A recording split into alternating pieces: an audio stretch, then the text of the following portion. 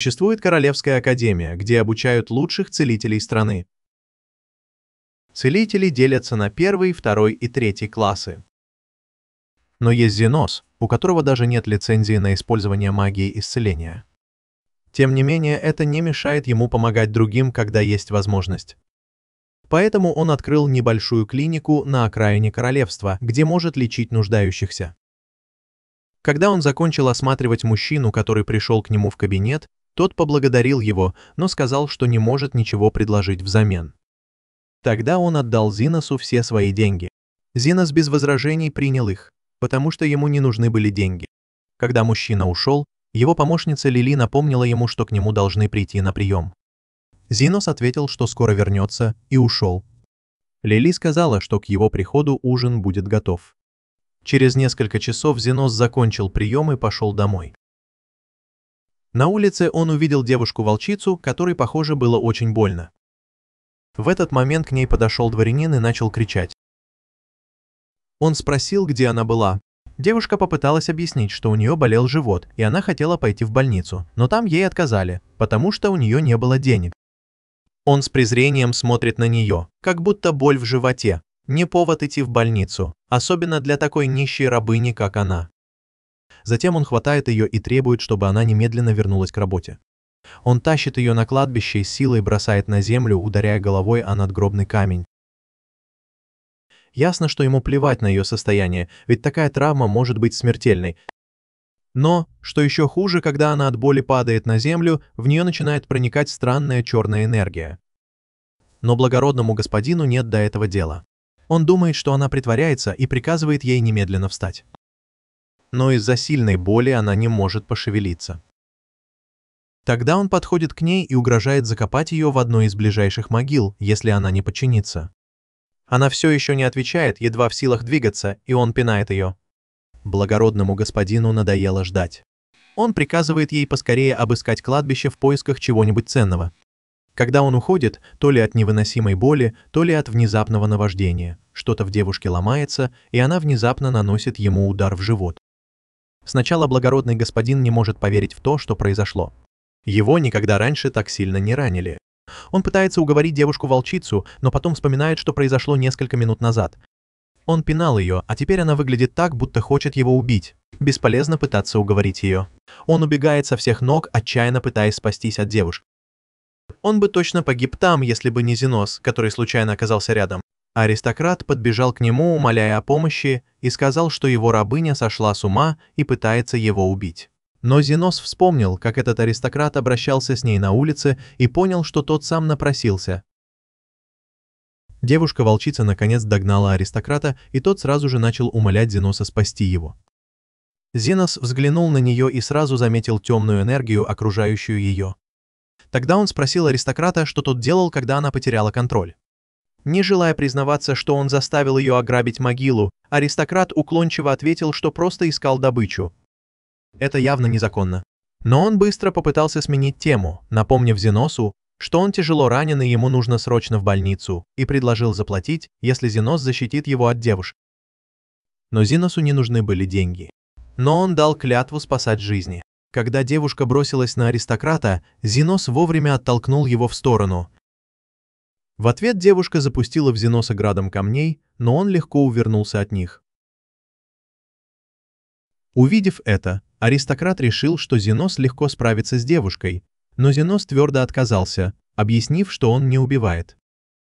Аристократ сказал ему прекратить нести чушь и добавил, что если Зенос не убьет девушку сейчас, то она вполне может убить его вместо этого. Но Зенос все равно отказался, сказав, что его миссия как целителя – спасать как можно больше жизней. Сразу после этих слов он пробивает кулаком камень, и девушка бросается на него. Зенос замечает, что она двигается очень быстро, гораздо быстрее, чем положено полулюдям. Он понимает, что что-то здесь не так.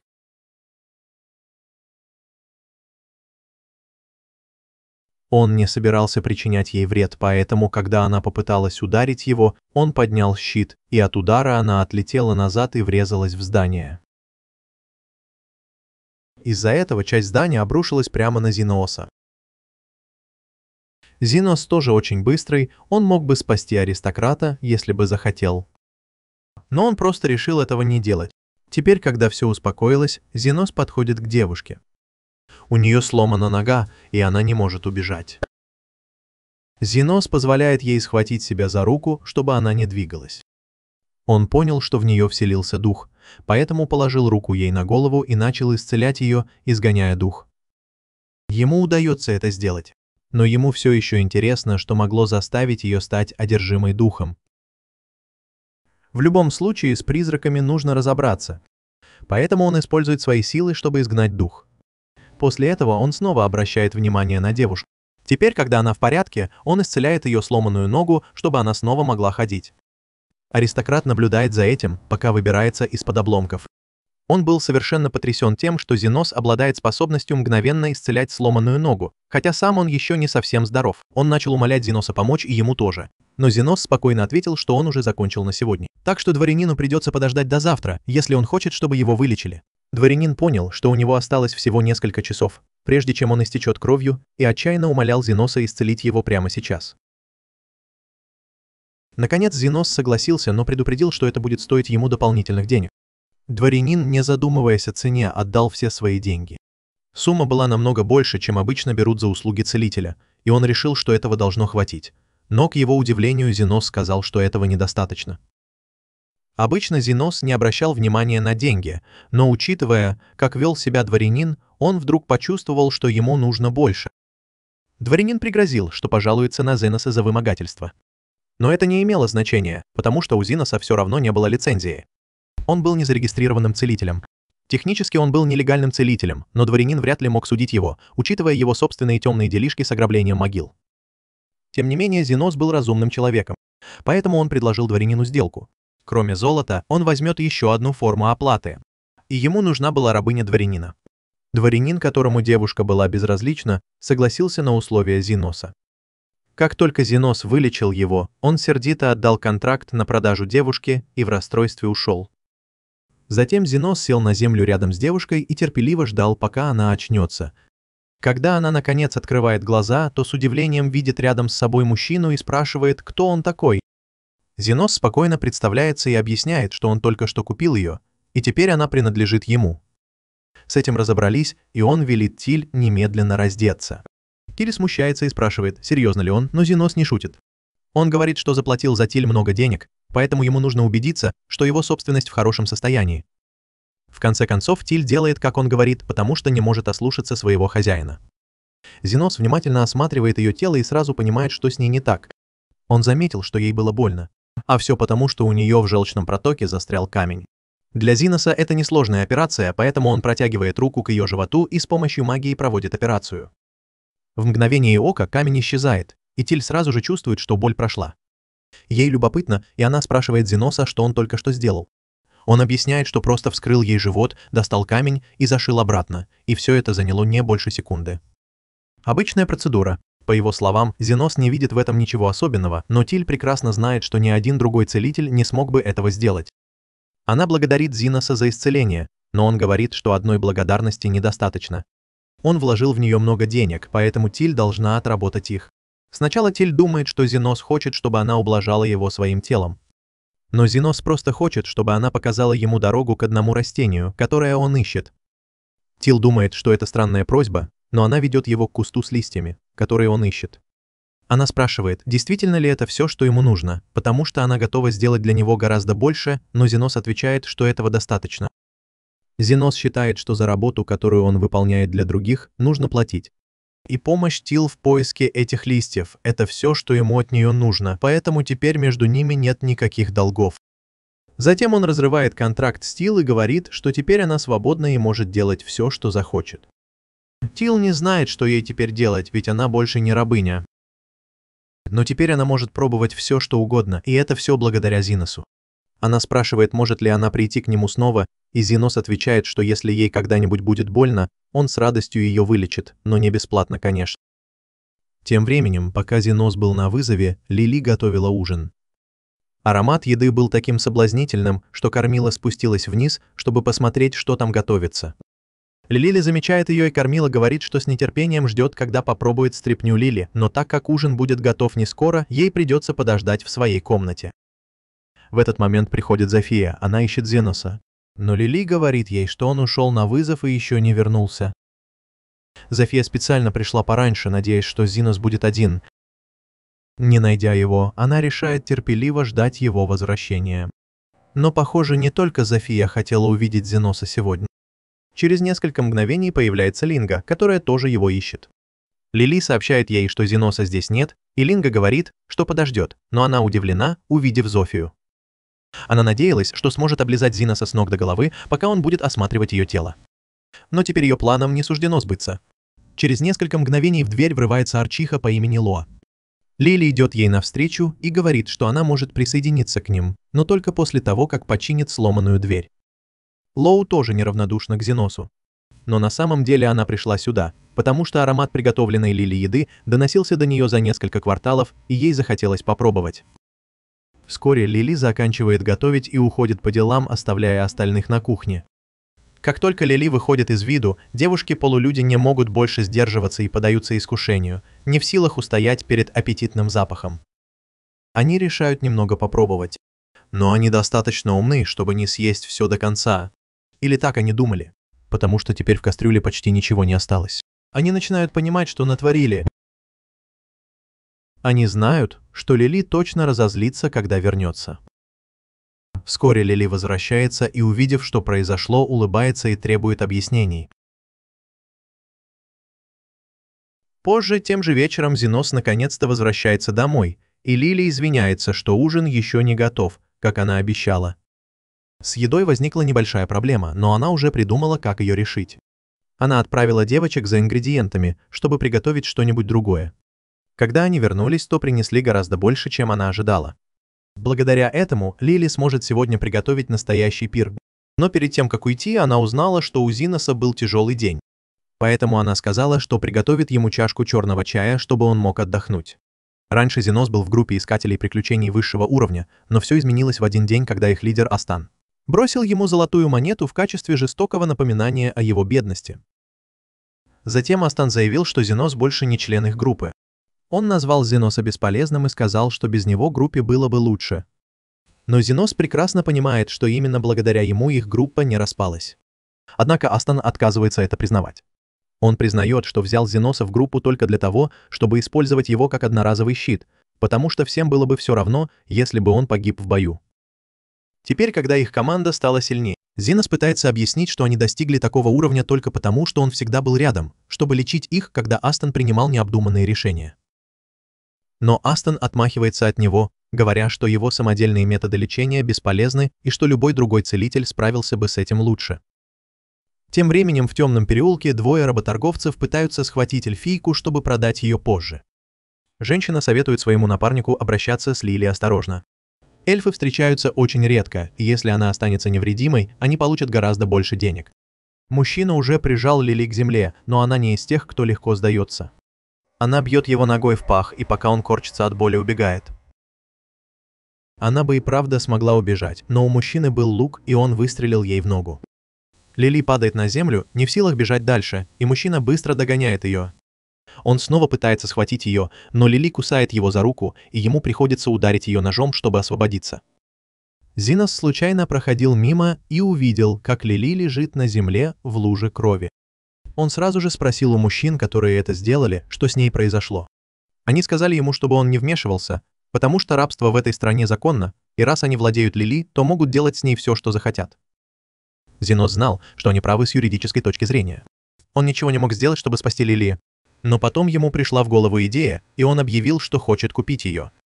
Он отдал им золотые монеты, которые дал ему Астан, и хотя рабы-эльфы обычно стоят гораздо дороже, они увидели, что Лили истекает кровью, и решили, что лучше взять деньги и уйти. Когда они ушли, Зенос подошел к Лили, чтобы проверить, дышит ли она. Лили умоляла его уйти и оставить ее умирать. Но он отказался, сказав, что сегодня она не умрет. Лили посмотрела на свою рану и удивилась, потому что Зенос уже полностью залечил ее, не оставив и следа. Она поблагодарила его за помощь и извинилась за золотые монеты, которые он потратил на нее. Но Зенос все равно не собирался оставлять себе эти деньги. Они только напоминали ему о шоке.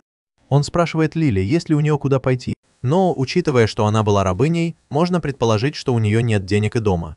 К тому же она явно голодна.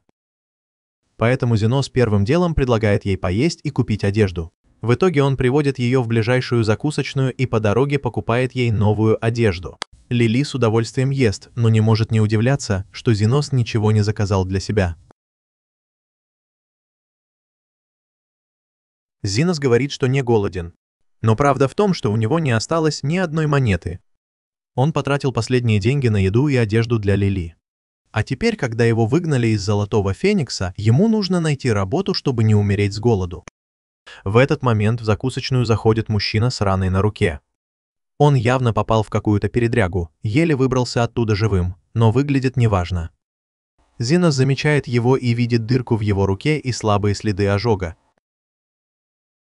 Зенос понимает, что в мужчину, скорее всего, стреляли из магического пистолета. Рана несерьезная, учитывая, что мужчина ящер, и она заживет сама через несколько дней. Но все же рана довольно глубокая, поэтому лучше обработать ее сразу. Зенос протягивает руку и накладывает на мужчину исцеляющее заклинание. Через несколько секунд рана на его руке полностью затягивается. Мужчина, удивленный тем, что его рука снова в порядке, спрашивает Зеноса, кто он такой. Но прежде чем Зенос успевает ответить, Лили вскакивает и гордо заявляет, что он легендарный целитель. Мужчина говорит, что никогда раньше о нем не слышал, но искренне благодарен за помощь. Он дает Зеносу несколько монет и обещает рассказать о нем другим. Сначала Зенос не понимает, почему мужчина дал ему деньги. Но потом до него доходит, что целители обычно получают плату за лечение людей. Эта мысль наталкивает его на идею, и он решает открыть клинику и стать профессиональным целителем. Но ему, выходцу из трущоб, будет не просто получить официальную лицензию на целительство. Поэтому Зенос решает стать подпольным целителем. Лили не совсем понимает, о чем он говорит. Но если Зенос собирается открыть клинику, она хочет быть рядом и поддерживать его. Зенос колеблется. Ведь работать в клинике без лицензии незаконно, и он не уверен, что правильно втягивать невинного ребенка в такое дело. Но Лили быстро напоминает ему, что он купил ее всего несколько минут назад, и теперь он ее хозяин, и она обязана быть рядом с ним, сколько бы правил он ни нарушал. На самом деле Зенос не собирался становиться ее хозяином. Он просто хотел помочь ей. Но Лили быстро напоминает ему, что ей некуда идти. И если он откажется взять ее с собой, то будет виноват, если она снова станет рабыней. В конце концов, Зенос сдается и разрешает ей пойти с ним. А Лили обещает заботиться о нем с этого момента. В любом случае, раз Зенос планирует открыть клинику, ему сначала нужно решить проблему с жильем. Поэтому он приводит Лили в заброшенную часть города в поисках подходящего места. Лили спрашивает, почему он хочет жить в таком районе, и Зенос объясняет, что ему нужно быть незаметным, чтобы Королевская ассоциация не узнала о его нелегальной клинике. Поскольку Зенос совсем на мели, им ничего не остается, кроме как искать заброшенный дом, который еще в приличном состоянии. Лили не спорит, но она явно нервничает. Она знает, что в таких местах обычно обитают жуткие монстры. В конце концов, они находят дом, который на удивление хорошо сохранился, и Зенос думает, что им повезло. Но как только Лили видит дом, она приходит в ужас. Он выглядит как дом с привидениями, и если им не повезет, они могут даже наткнуться на призрака. Зенос понятия не имеет, что такое призрак, поэтому Лили объясняет, что это жуткие существа, способные одним прикосновением превратить людей в призраков. Когда они заходят внутрь, там довольно темно. Поэтому Лили предлагает зажечь свет с помощью магии. Зенос удивляется, узнав, что Лили умеет колдовать. Но она говорит, что может использовать только простые заклинания, и не считает это чем-то особенным. Когда комната освещается, они видят, что все выглядит именно так, как и думала Лили. Но Зенос все еще настроен оптимистично. В доме есть хорошая крыша, а опорные балки крепкие, так что он идеально подходит для их клиники. Но тут они сталкиваются с серьезной проблемой. Здесь на самом деле обитает призрак, и она говорит, что собирается высосать из Зена все жизненные силы. Лили в панике, а Зена просто раздражен тем, что дом уже занят. Кормила бросается на него, но Зена небрежно отбрасывает ее назад исцеляющим заклинанием, которое ломает ей обе руки. Он совсем ее не боится. Раньше, когда он был членом Золотого Феникса, Эстон отправлял его в лабиринт одного, когда был не в настроении, и Зена постоянно сталкивался там с призраками. Он убил их уже не меньше сотни. Очевидно, исцеляющая магия хорошо действует на нежить. Вернемся к теме. Он извиняется перед Кармилой за то, что ворвался к ней в дом, но здесь нет других вариантов, поэтому он спрашивает, не против ли она, если он здесь поселится. Кармила оскорблена тем, что Зена предлагает ей жить вместе, королеве призраков, поэтому она призывает своих призрачных слуг, чтобы избавиться от него. Но Зена небрежно использует заклинание, чтобы уничтожить их всех. Кармила потрясена невероятной силой Зена и начинает бояться, что он попытается подчинить ее. Но Зена не хочет с ней сражаться. Он признает, что, возможно, это немного грубо так спрашивать, но ему действительно нужно где-то жить. Поэтому он вежливо спрашивает, не позволит ли она ему и Лили хотя бы одну спальню и место для приема пациентов в будущем. Понимая, что у нее нет шансов против него, Кармила соглашается, чтобы они заняли первый этаж. Но она настаивает на том, чтобы второй этаж остался за ней. Зена думает, что все сложилось неплохо. На следующее утро Лили уже совсем заскучала, потому что пациентов не было, и она спросила Зеноса, не сходить ли ей на улицу, чтобы немного подзаработать. Но Зенос не одобрил эту идею, потому что королевская больница могла узнать об этом месте. К тому же они не ожидали, что им так скоро понадобится первый клиент. И действительно, через несколько минут кто-то зашел. Лили встала, чтобы поприветствовать первого клиента, и с удивлением узнала в нем мужчину, которого Зенос вылечил накануне. Зенос предполагал, что он придет рано или поздно. В конце концов, обычных людей не часто ранят магическими пулями, а такие люди, как он, скорее всего, по понятным причинам избегают обычных больниц. Мужчина представился как Зонт и объяснил, что ему нужно, чтобы Зенос осмотрел его сестру. Зенос сказал, что сделает все возможное, и София показала ему свою небольшую рану. София сказала, что ее рука странно себя ведет со вчерашнего дня, и, взглянув на рану, Зенос понял, что Софию ранили какой-то магической пулей с эффектом яда. София спросила, можно ли что-то сделать, но поскольку София провела с ней всю ночь, рука почти омертвела. Он сказал, что самый безопасный вариант – отрезать всю руку, чтобы яд не распространялся дальше. София явно расстроилась из-за того, что ей придется отрезать руку. Но она согласилась и спросила Зеноса, сколько будет стоить процедура. Зенос ответил, что 1 000 000, и в тот момент, когда он это сказал, Зонт взорвался от гнева, назвав это нелепой ценой за обычную ампутацию. Он готов взяться за это, но София просит его успокоиться и начинает переговоры с Зеносом. Она спрашивает, неужели он готов заплатить ей такую высокую цену, ведь она Зофия Торнадо. Зофия – глава одной из 3 банд, которые контролируют этот район, и Зенос прекрасно знает, кто она такая. Но он отказывается работать бесплатно, особенно потому, что регенерация требует много сил. Зофия удивлена. Она никогда раньше не встречала целителя, способного восстанавливать конечности. Тем временем Зенос тоже озадачен, потому что не знал, что другие целители не могут этого делать. Он сам научился исцелять, поэтому не знает, что считается нормой. Но сейчас это не важно. Он просто спрашивает Зофию, готова ли она начать лечение. Зофия соглашается, и Зенос укладывает ее на стол и готовится ампутировать руку. Он создает магический скальпель, чтобы сделать это, но Зофия немного волнуется, потому что никогда раньше не видела ничего подобного. Зенос объясняет, что это просто лезвие из сгущенной маны, которое он может создать по своему желанию. Оно очень острое и полностью стерильное, поэтому идеально подходит для операций. Но опять же, большинство целителей не могут этого сделать. Зенос начинает процедуру, направляя устойчивый поток исцеляющей магии, чтобы обезболить пораженный участок. Без колебаний он отрезает зараженную руку и готовится отрастить новую. Увеличивая интенсивность своей исцеляющей магии, он тщательно восстанавливает руку Зофии слой за слоем, пока она полностью не восстановится. Пораженная результатом, Зофия не может не восхищаться способностями Зеноса, и ее благодарность заставляет ее забыть о его гонораре. Она даже предлагает направлять своих раненых подчиненных в его клинику, если он не против. Зенос не возражает, пока они платят, он с радостью их лечит. В последующие дни в его клинику начинает приходить все больше пациентов из фракции ящеров. Лили решает приготовить чай, чтобы он мог отдохнуть. Зенос благодарит ее за заботу, но ему интересно, почему она приготовила 3 чашки, а не 2. Лили объясняет, что 3-я чашка для Кармилы. Зенос сомневается, что она спустится вниз, но, к его удивлению, Кармила очень любит чай. Они делают перерыв, и Лили спрашивает Зеноса, почему к нему приходят пациенты с такими серьезными травмами. Судя по тому, что он видел, между соперничающими фракциями идет война. Как только речь заходит о фракциях, в дверь врывается стая оборотней во главе с Лингой, которая заявляет, что хочет убить Зеноса. Она уже несколько дней сражается с ящером, но сколько бы ран она ему ни нанесла, он все равно восстанавливается.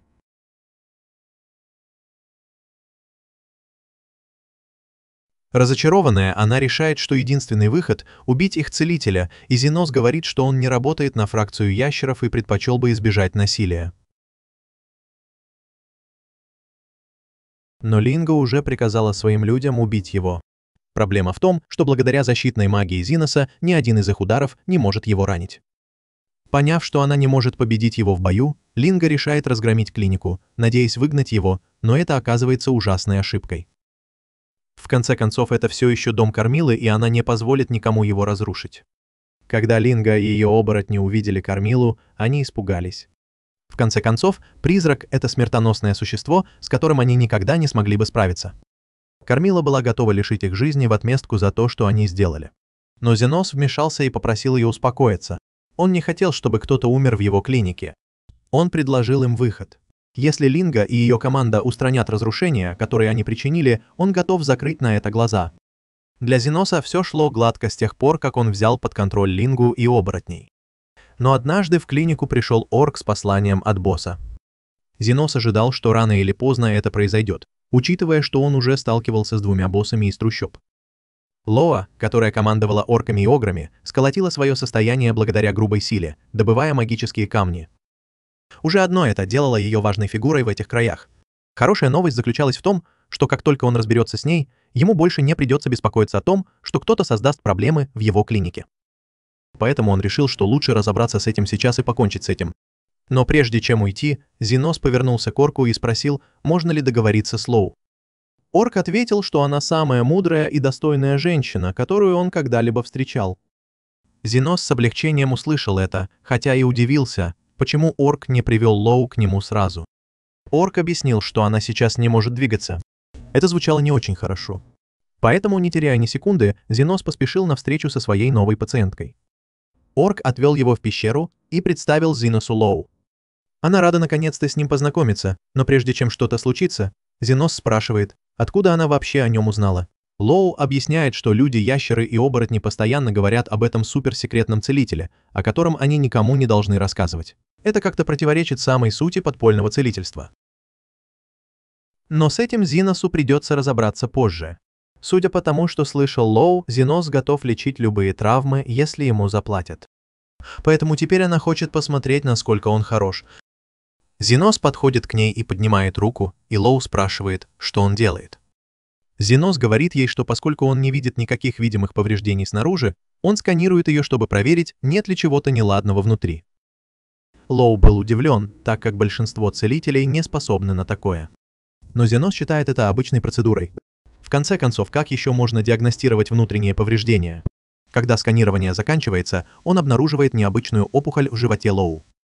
И поскольку она излучает ману, его вывод очевиден. Это должен быть камень маны. Лоу подтверждает, что он прав. Это не просто камень маны, а камень, зачарованный магией взрыва.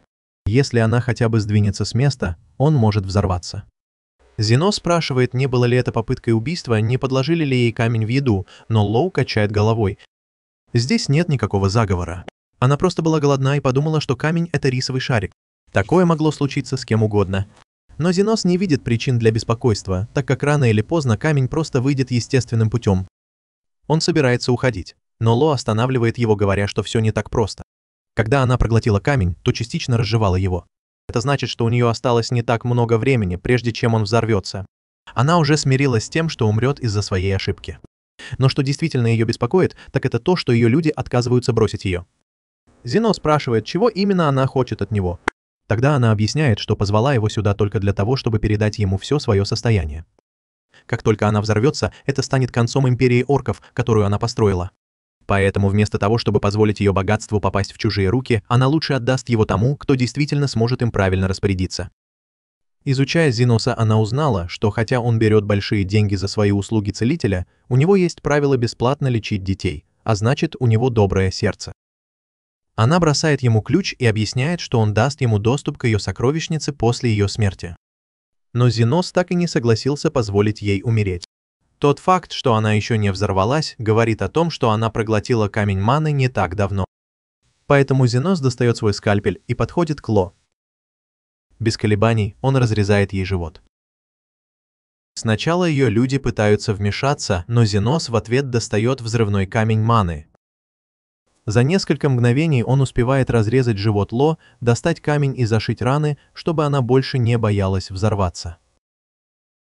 Однако камень маны все еще опасен. Поэтому, чтобы обезопасить всех, Зенос берет его в руки и сжимает, пока он не взорвется. Этот взрыв должен был быть такой силы, чтобы разрушить всю пещеру. Но Зенос защитил себя магией, поэтому он вышел оттуда целым и невредимым, хотя ему, конечно, было больно. Он вернул ключ Ло и сказал, что ей больше не нужно беспокоиться о том, что она потеряет свое состояние. Она все еще не могла поверить, что Зенос решил ее спасти, а не просто забрать деньги. Но он объяснил, что просит только справедливую плату за лечение, и забирать все ее состояние было бы слишком. Ло решила, что Зенос ей действительно нравится. Она сказала, что если ему когда-нибудь понадобится помощь, то ему нужно будет только попросить, и она сделает все, что в ее силах, чтобы помочь ему. Она даже предложила, чтобы ее люди обеспечивали безопасность его клиники. Но Зенос предпочел держаться на расстоянии, потому что присутствие людей Лоа могло вызвать проблемы.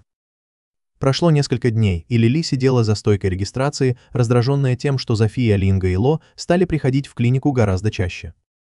Теперь, когда Зенос задумался об этом, он заметил, что они часто приходят, и у них никогда не было серьезных травм. Он не мог не задаться вопросом, зачем они приходят. Он думал, что им просто скучно, но Кармила настаивала, что эти женщины явно влюблены. Зенос не мог понять, почему они так к нему относятся. В конце концов, он всего лишь обычный подземный целитель. Но Кармила говорила уверенно. Лили немного беспокоилась, что одна из них в итоге может начать встречаться с Зеносом и завладеть его вниманием. Однако Зенос уверяет ее, что никогда не будет встречаться ни с одной из них. Тем не менее, Кармила считает, что рано или поздно они начнут соперничать друг с другом, борясь за внимание Зеноса. Зенос сомневается, что до этого дойдет. Но уже на следующий день приходит Зофия с корзиной фруктов и как бы невзначай говорит, что собирается объявить войну другим фракциям, хотя и не уточняет почему. Вскоре после этого Линга и Лоа поступают так же. Зенос пытается их переубедить, но они просто игнорируют его. Кармила находит эту ситуацию забавной и шутит, что из-за кокетливого характера Зеноса погибнут люди. Но ему не нравится, как она это говорит. Смертельная битва должна начаться сегодня в полдень, но он не может просто стоять и смотреть, как они убивают друг друга из-за него, поэтому ему нужно что-то предпринять. Тем временем все трое уже собрались на стадионе со своими людьми и вот-вот начнут кровавую бойню, когда внезапно появляется Зенос. Они все поворачиваются к нему, ожидая, что он скажет. Но он говорит, что пришел не для того, чтобы остановить бой. Он понимает, что они давно затаили обиду друг на друга. Поэтому он позволит им сражаться, пока они не уладят свои разногласия. Теперь, когда Зенос благословил битву, все девушки готовы сражаться изо всех сил. И так, кто останется в живых, получит право претендовать на внимание Зеноса. Зенос не помнит, чтобы соглашался на это. Но прежде чем он успевает что-то сказать, начинается бой. София делает первый выпад и пытается отрубить Линге голову своими кинжалами, но Линга вовремя уворачивается и отпрыгивает назад. В это время Ло прыгает и пытается ударить Софию ногой, но София уклоняется, и удар приходится по нескольким приспешникам. София и Линга снова вступают в схватку, но как только они собираются нанести друг другу удар, сверху на них падает Лоа, чуть не раздавив их обоих. София врезается в сектор орков на стадионе и в ярости начинает атаковать орков, заставляя их противников тоже напасть на них. Сцена становится жестокой, люди рубят и режут друг друга в кровавом безумии. Но, к всеобщему удивлению, даже после 6 часов кровопролития никто не погиб. И тут София замечает, что раны на ее руках заживают сами собой, и Зенос говорит, что это его рук дело. Он согласился позволить им устроить эту смертельную битву. Но он не соглашался на то, чтобы кто-то из них погиб, потому что они все еще его пациенты. София чувствует себя немного глупо, что не понимала, что делает Зенос до этого момента. Но никто из них не знал, что целитель может исцелить так много людей одновременно. И что он может делать это постоянно в течение 6 часов. Они понимают, что при таком темпе битва никогда не закончится. И именно этого добивается Зенос. Если они не найдут способ примириться друг с другом, мир навсегда останется недостижимым. Но если они все же решат продолжать воевать, он будет здесь, готовый исцелить каждого из них. Хотя, чтобы было понятно, он не будет делать это бесплатно. За его услуги нужно платить. Теперь девушки понимают, как глупо было начинать войну из-за пустяка. Поэтому они все соглашаются жить дружно. Но они все еще будут ссориться из-за Зиноса, просто пообещают не применять насилие. Тем временем Лили спрашивает Зиноса, зачем он пошел на все это. В ответ он вспоминает слова своего учителя. Целитель 3-го уровня может только лечить раны. Целитель 2-го уровня может исцелить все тело, но целитель 1-го уровня – это тот, кто может сделать мир лучше. Зинос не думает, что он достаточно хорош, чтобы быть целителем 1-го уровня, но он все равно хочет сделать эти трущобы лучше. К тому же, если бы он позволил им всем умереть здесь, у него не было бы пациентов для клиники. По крайней мере, так говорит Зинос. Но Лили знает, что он говорит это, чтобы скрыть, как сильно он заботится о них. Если разные фракции полулюдей начнут ладить и перестанут воевать, это будет означать, что у Зиноса будет меньше пациентов. Но он все равно помог им. Это одна из причин, почему она так полюбила его. И она прямо говорит ему об этом. Но Зинос не совсем понимает, что она имеет в виду. В любом случае, уже поздно, поэтому он собирается получить оплату и пойти домой на сегодня. Лили удивлена, потому что думала, что он шутит, когда сказал, что возьмет с них плату за лечение, которое он провел во время боя. Но Зинос был абсолютно серьезен. Лечить столько людей – это действительно утомительно. Поэтому, конечно, он хочет получить за это деньги. Тем временем в столице командующий королевскими рыцарями проводит совещание с заместителем командира Кришной. Она спрашивает, что происходит, и он отвечает, что до него дошли слухи о том, что война между полулюдьми внезапно закончилась. Кришна удивлена, потому что полулюди годами сражались за территорию трущоб, и ей трудно поверить, что они вдруг решили заключить мир. Командующий тоже не верит в это, но если это правда, то ему нужно что-то предпринять. Это королевство существует уже много веков, и власть всегда была у аристократов. И так было потому, что бедные люди, с которыми несправедливо обращаются, обычно слишком заняты борьбой друг с другом, чтобы представлять серьезную угрозу. Но если они объединятся, то могут потребовать что-то, и это будет проблемой. Говорят, что кто-то вмешался и убедил полулюдей прекратить конфликт. Поэтому командующий поручает Кришне разобраться с ситуацией. Она принимает приказ и обещает найти этого таинственного человека и арестовать его за непростительное преступление – распространение мира. Тем временем в клинике Зиноса он чихает, потому что люди говорят о нем. И как только это происходит, все начинают беспокоиться, что у него может быть простуда. Линда предлагает ему использовать свой хвост в качестве одеяла. Зинос говорит, что это был просто обычный чих, и ему нужно вылечить Зофию. Поэтому им нужно вести себя тихо, пока он не закончит.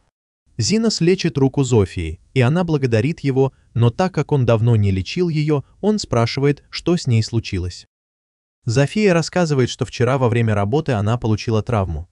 Она ворует у знати и отдает украденное бедным.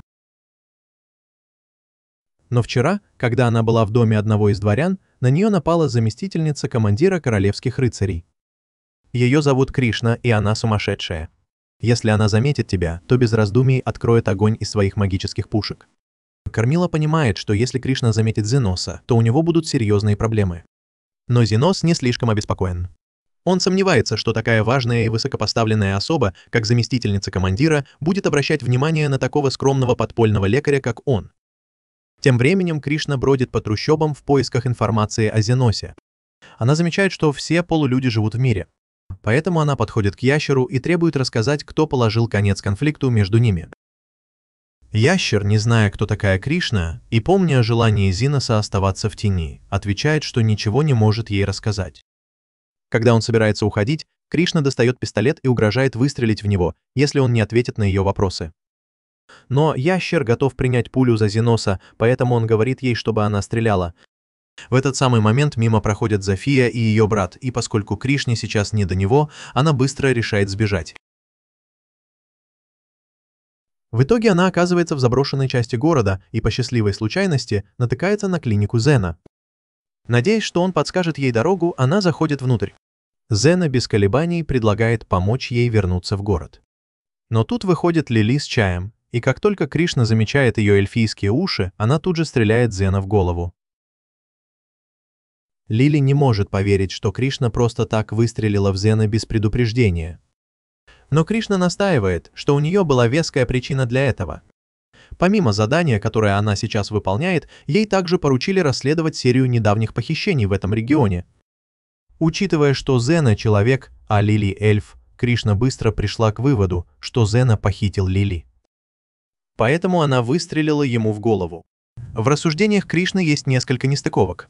Поэтому Лили поясняет, что Зена на самом деле спас ее и что она с ним по своей воле. Кришна начинает понимать, что, возможно, она действовала слишком поспешно. И теперь, когда она об этом думает, ей кажется странным, что кто-то, кого предположительно похитили, выглядит таким жизнерадостным, как Лили. С другой стороны, пули, которыми стреляла Кришна, не были смертельными. Поэтому она почти уверена, что не убила Зена, хотя и считает, что удар, скорее всего, вырубил его. К ее удивлению, Зена оказывается совершенно невредим. Она признает, что ошиблась, предположив худшее и выстрелив в него без раздумий. И все же она не может не задаваться вопросом, как ему удалось уйти целым и невредимым. Он объясняет, что просто наложил защитное заклинание, чтобы остановить пулю, прежде чем она попала бы в него.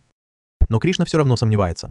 В конце концов, никакая обычная магия не должна быть настолько сильной, чтобы остановить ее пули. С точки зрения Зена, его защитное заклинание совершенно обычное, и он понятия не имеет, почему она считает его таким необычным. Но Кришна, которая много лет была заместителем командира королевских рыцарей, сталкивалась с множеством защитных заклинаний и может сказать, что его защита не уступает защите великого мага. Когда она называет свой ранг, Зена и Лили напрягаются. Ее присутствие, скорее всего, означает для них неприятности. И, как выясняется, у Кришны есть к Зена просьба. Чтобы избежать нового конфликта, Зена соглашается поговорить с ней. Но он также отправляет сообщение всем своим клиентам, предупреждая их держаться подальше, пока Кришна здесь. Они садятся, и Кришна сообщает Зена, что она сейчас выполняет секретное задание в этом районе и хотела бы, чтобы он ей помог. Зена отвечает, что предпочел бы не вмешиваться. Но Кришна настаивает, что каждый гражданин обязан выполнять указания рыцарей. Учитывая непредсказуемый характер Кришны, Зена боится, что она снова выстрелит в него, если он откажется помочь. Поэтому он решает пойти с ней. Она говорит, что ее задача найти и задержать определенного человека. У нее нет ни имени, ни описания, но именно этот посредник положил конец конфликту между разными группировками. Зена давится чаем, когда понимает, что Кришна хочет арестовать именно его. Тем не менее, он сохраняет спокойствие и спрашивает, почему она ищет посредника. Кришна объясняет, что рыцарь не может оставить без внимания человека, способного примирить враждующие фракции. Однако, когда она попыталась агрессивно допросить ящера-человека, тот не выдал никакой информации, несмотря на ее угрозы. По мнению Кришны, если жители трущоб отказались выдать посредника, значит он опасный преступник, которого нужно арестовать. Зенос пытается урезонить ее, говоря, что посредник, возможно, просто не хочет привлекать к себе внимание. Если она прекратит поиски и уйдет, он, скорее всего, не доставит никаких проблем. Кришна спрашивает, знает ли Зенос, кто такой посредник. Он уклоняется от ответа, говоря, что просто чувствует, что это он. Как бы то ни было, Кришна настаивает, что не может оставить посредника без внимания, так как у нее есть прямой приказ от командира. И любой, кто может остановить войну между фракциями, представляет слишком большую опасность, чтобы его не контролировать. Лили вмешивается, уверяя Кришну, что посредник не представляет угрозы для королевства. Он просто хочет честно зарабатывать на жизнь. Однако то, как Лили говорит о посреднике, наводит на мысль, что она действительно его знает. Поняв, что проговорилась, Лили в панике пытается оправдаться, говоря, что совсем не знает посредника. Кришна замечает перемену в ее тоне и становится настороженной. Но пока она решает не обращать на это внимания. Уже поздно, и Зенос пытается использовать это как предлог, чтобы выпроводить Кришну. Но когда он ведет ее к выходу, она замечает кровать в углу. Ей кажется странным, что у Зеноса здесь стоит кровать. А Зенос не хочет признаваться, что здесь он принимает пациентов.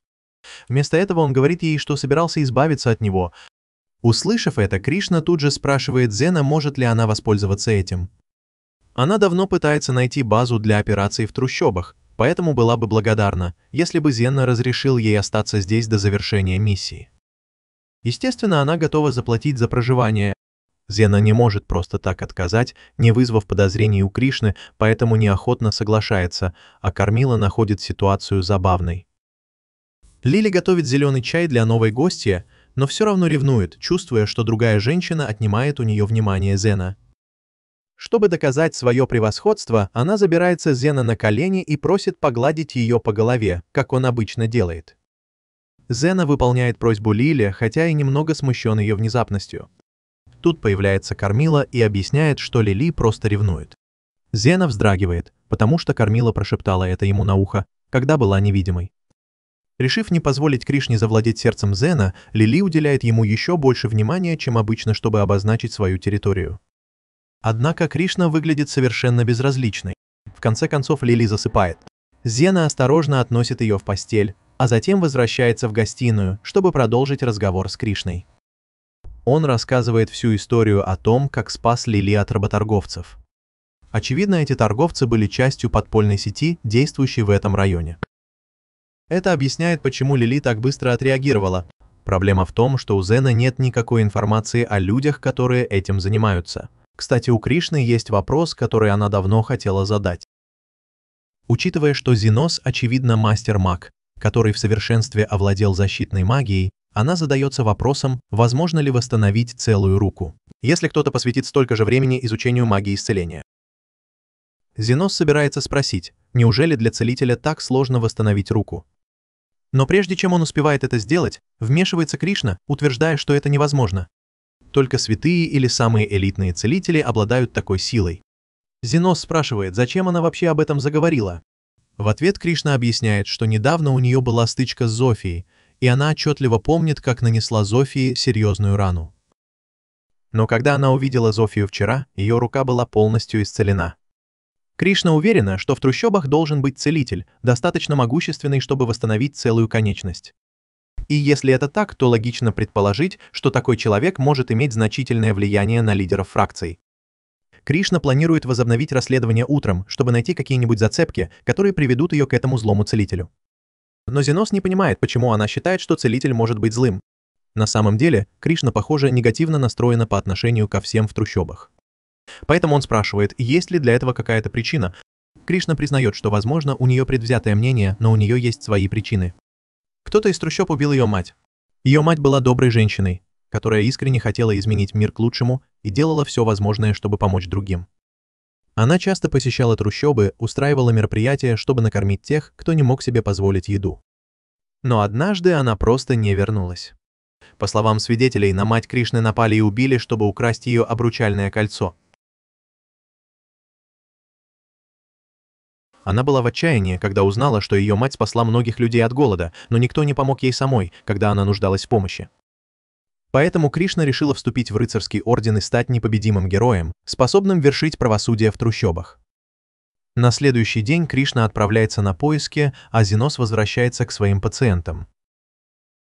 Зофия приходит с небольшой раной на руке и просит Зеноса осмотреть ее. Когда он начинает лечить ее, то предупреждает, что ей нужно быть осторожнее, ведь Кришна может появиться в любой момент. И, кстати, о Кришне, она заходит, чтобы спросить дорогу, потому что заблудилась. Как только Кришна замечает Зофию, она достает оружие, а Зофия в ответ достает ножи. Между ними происходит небольшая стычка. Кришна спрашивает Зофию, правда ли, что злой целитель собирает преступников, чтобы угрожать невинным людям. Зофия не отрицает существование целителя, но уверена, что он не злой. Хотя сама Зофия воровка и не образец законопослушного поведения, она знает, что среди знати творятся гораздо более темные дела. Например, она слышала, что Кришна расследует дело о торговле людьми, и после некоторого расследования Зофия выяснила, что за всем этим стоит аристократ. Сначала Кришна ей не поверила, потому что торговля людьми происходит в трущобах. Но это просто хитрый трюк, чтобы отвлечь рыцарский орден от поиска настоящего преступника. Кришна все еще сомневается, но просит Зофию рассказать, кто стоит за похищением. Зофия объясняет, что это человек по имени Ка. Кришне трудно в это поверить, ведь Ка филантроп, который гордится тем, что помогает сиротам, и невозможно представить, что он продает детей в рабство. Зофия не ожидала, что Кришна ей поверит, ведь Кришна считает всех жителей трущоб преступниками. Но посредник никогда так не думал. Он относится ко всем одинаково и всегда готов дать второй шанс, в отличие от Кришны с ее искаженным чувством справедливости. Кришна злится, что Зофия оскорбила ее чувство справедливости и уже собирается выстрелить. Но Зена встает перед ней и просит Кришну опустить пистолет. Кришна пытается заставить Зена отойти, Но он говорит, что не может этого сделать, потому что Зофия – его пациентка, и он не может допустить, чтобы ей причинили вред. Зена извиняется, что не сказал об этом раньше, но признается, что он и есть тот самый посредник, которого искала Кришна. Кришна не верит ему, убежденная, что он лжет, чтобы защитить Зофию, и что он никак не может быть целителем. «Это невозможно», — думает она. «Он уже мастер защитной магии, как он может быть еще и целителем?» Зена не назвал бы себя мастером. Но он уверен, что владеет и защитной, и целительной магией, потому что для этого нужно просто усилить естественные функции организма. Кришне это кажется странным, но она все равно не верит, что Зена целитель. Ясно, что он на стороне Зофии. Но, уважая гостеприимство, которое он вчера проявил, Кришна решает уйти без боя. Когда она уходит, Лили замечает, что Кришна направляется в район, где живут аристократы. Зенос понимает, куда она идет. Кришна серьезно отнеслась к словам Зофии о календаре, поэтому она пошла к нему домой, чтобы поговорить наедине. Конечно, она не может сказать, что подозревает его в организации торговли детьми. Поэтому она придумывает предлог для своего визита. Она говорит ему, что слышала о недавнем росте числа краж в этом районе. Кэл признается, что у него были проблемы с бандой ящеров в последнее время. Поэтому Кришна сказала, что планирует усилить патрулирование в этом районе. Но перед этим она хотела осмотреть дом календаря, чтобы понять, как он охраняется. Календарь понимает, почему она интересуется его системой безопасности и предлагает провести для нее экскурсию по дому. Кришне показывают все поместье, и когда экскурсия заканчивается, календарь спрашивает ее мнение о его системе безопасности. Кришна хвалит его за тщательное внимание к деталям при охране дома. Но во время экскурсии она замечает кое-что странное. Она спрашивает Калина, можно ли ей воспользоваться уборной перед уходом, и он не возражает. Поэтому Кришна выходит из его кабинета. Кэл высокопоставленный аристократ, поэтому неудивительно, что у него высокий уровень безопасности. Но странно, что он так сильно заботится о безопасности заднего двора. Она понимает, что там что-то может быть, поэтому она заглядывает за стену и видит потайной вход. Она спускается в туннель и к своему ужасу обнаруживает, что Зофия была права. Календарь действительно стоит за похищениями детей. Но прежде чем Кришна успевает что-то предпринять, чтобы спасти их, появляется календарь. Он держит в руках оружие, которое она оставила наверху, чтобы отстрелить себе руку.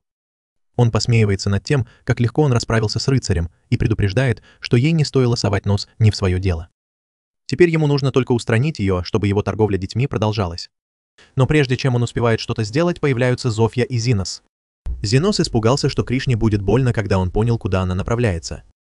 Поэтому он попросил Зофью показать ему дорогу сюда. Календарь не хочет оставлять свидетелей в живых. Он переводит пистолет Кришны в режим стрельбы на поражение и стреляет Зиносу в лицо. К его удивлению, Зинос остается невредим, несмотря на выстрел. Календарь в панике пытается убежать, но неловко роняет пистолет. Зинос быстро поднимает его. Календарь начинает умолять о пощаде. К счастью для него, Зинос придерживается политики не убивать, хотя и не запрещает причинять боль и страдания. Поэтому он переводит пистолет в режим стрельбы не на поражение и стреляет календарю в голову. Затем он идет проверить Кришну. Но она говорит ему, что для нее уже слишком поздно.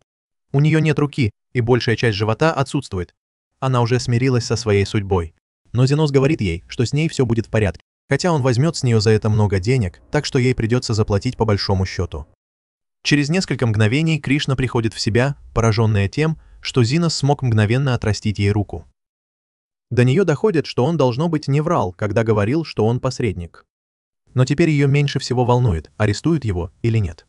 Она убеждена, что он настоящий герой. Но Зинос не считает себя героем в этой ситуации. Он просто целитель, который спас жизни. Если кто-то здесь и заслуживает звания героя, так это Кришна. Ведь именно она первой бросилась на помощь детям. Может, она и заблуждается иногда, но в глубине души она добрая и хочет изменить мир к лучшему. С помощью Зофии и людей-ящеров им удается вывести детей из туннеля. Но королевские рыцари могут появиться в любой момент, и Зинос не собирается с ними встречаться. Он и его группа собираются уходить. Но Кришна догоняет его и спрашивает, почему он спас ее, ведь тогда она была его врагом. Зинос объясняет, что просто хотел, чтобы она расплатилась с ним. Ведь она до сих пор не заплатила ему за то, что он переночевал в его клинике.